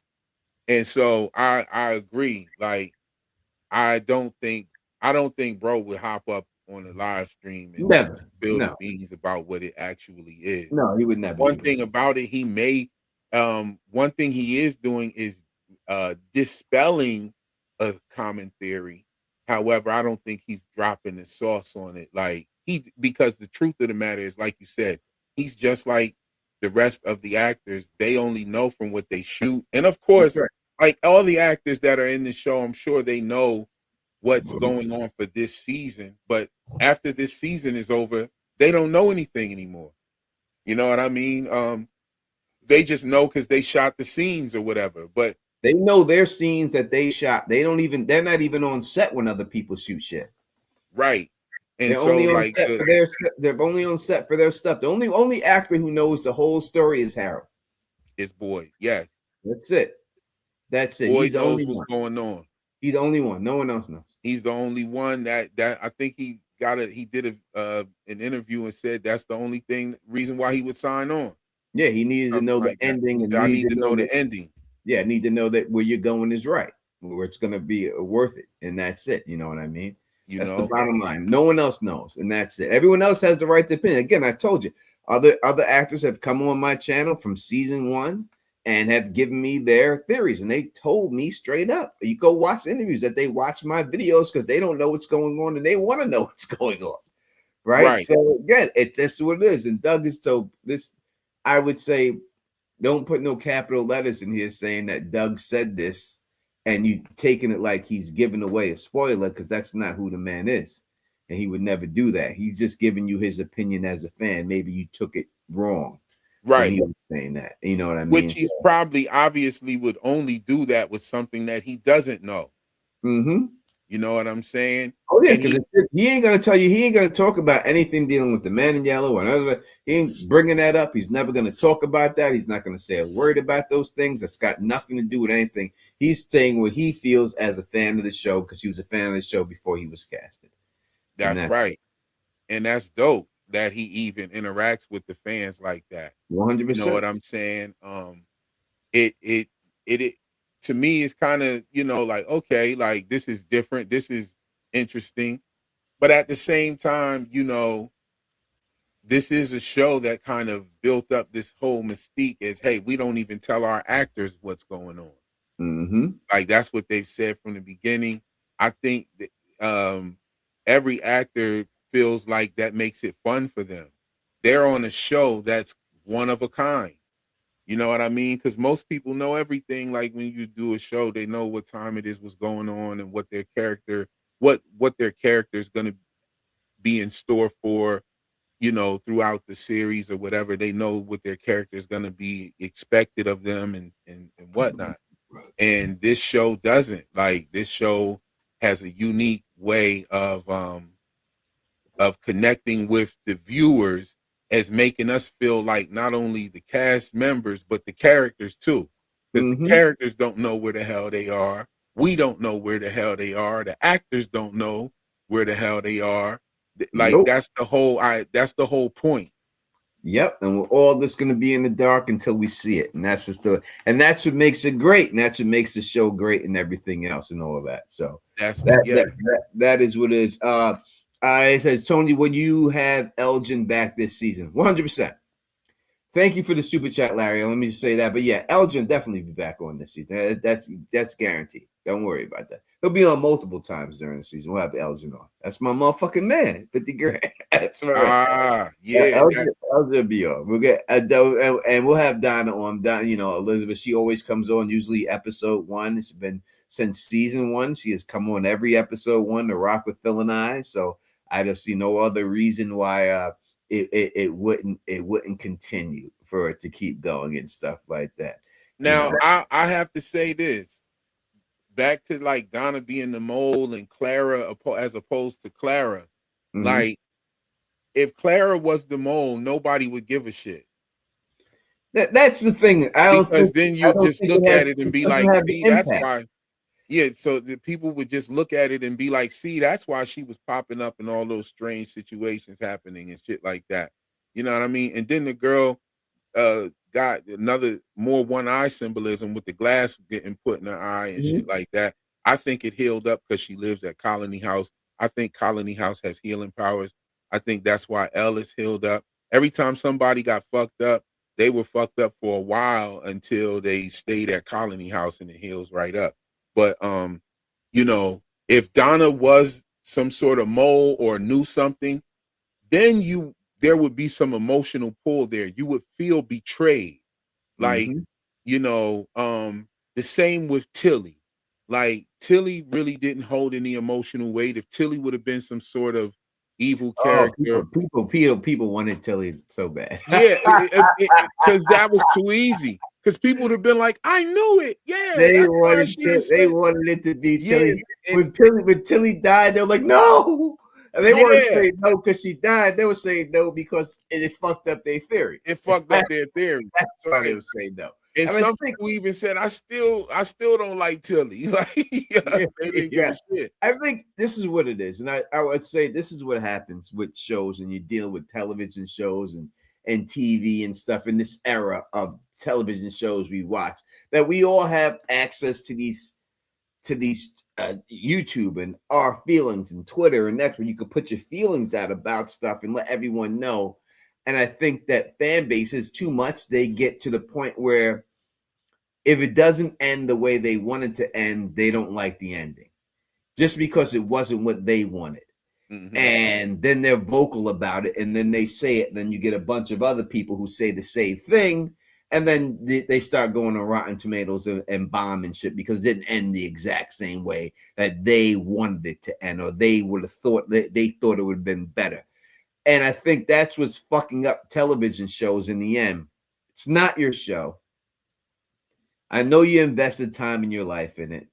In the end, it's not your show. Let the people end the show the way they want. If they end this show and it has nothing to do with sci-fi and I'm 100% wrong and I'm here eating a hot chip, I will not be upset that I'm wrong because it's not my show. And it is what it is. And that's just the way it goes. And I want them to end the show on their terms. And that's just the way it should be. Let them have their say. This is their shit. Let them have their say and let them do it. And I would not say, now, if I don't like it and I say, you know what, I think it would have been better, but I respect it. I'll always respect it.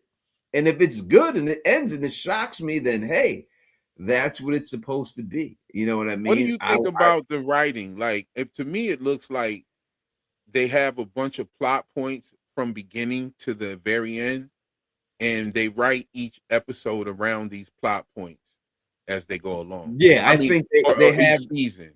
I think they have a map, but the map's not fully. I think they have a map from start to end, but how they get there is not set in stone.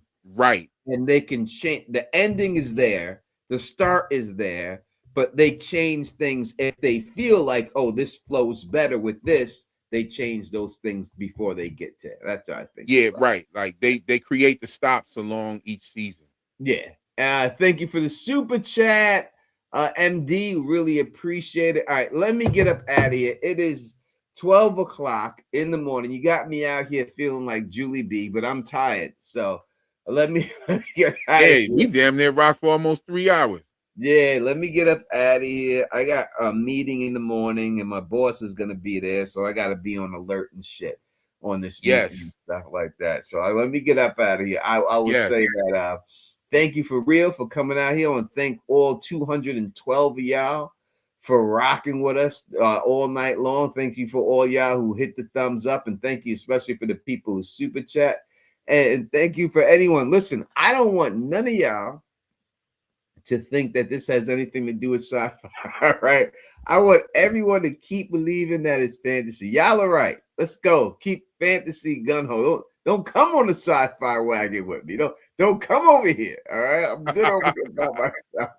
Let me stay over here by myself. Let me just chill over here and stuff like that. Y'all keep rocking that fantasy. I'll keep doing what I'm doing. Y'all don't think Donna's the mode, and keep listening to Doug, and we'll see in the end how this all turns out. And for better or for worse, I'm willing to stand on it and everything. Hope y'all really enjoyed everything that you rock. We'll be back. Fill the issues. I got a super sticker from Fernandez C. Thank you so much. It really means the world, man. Good night, Carla, all the way in Australia. I think it's daytime for her over there and everything else. We'll be back. I'll be back. Phil couldn't make it, but Phil will be here. We'll have some call-ins and everything else, and we'll have y'all out this, please. Cheers to you, Steph. Don't think I don't got no love for you. I do. You know, I respect your opinion and everything. 100% respect your opinion. Indeed. And shout out to the chat. Everybody, thank you for coming through. Thank you for having me come through, Tony. No doubt. Had a good conversation earlier today. Yep, he's going to have a video dropping soon, so check his channel out for that video. Yeah, and check out for the 47s. Yes, indeed. Peace. You know, I mean, if you like the way I do this, please thumbs up this, spread this across the realm, and of course, subscribe.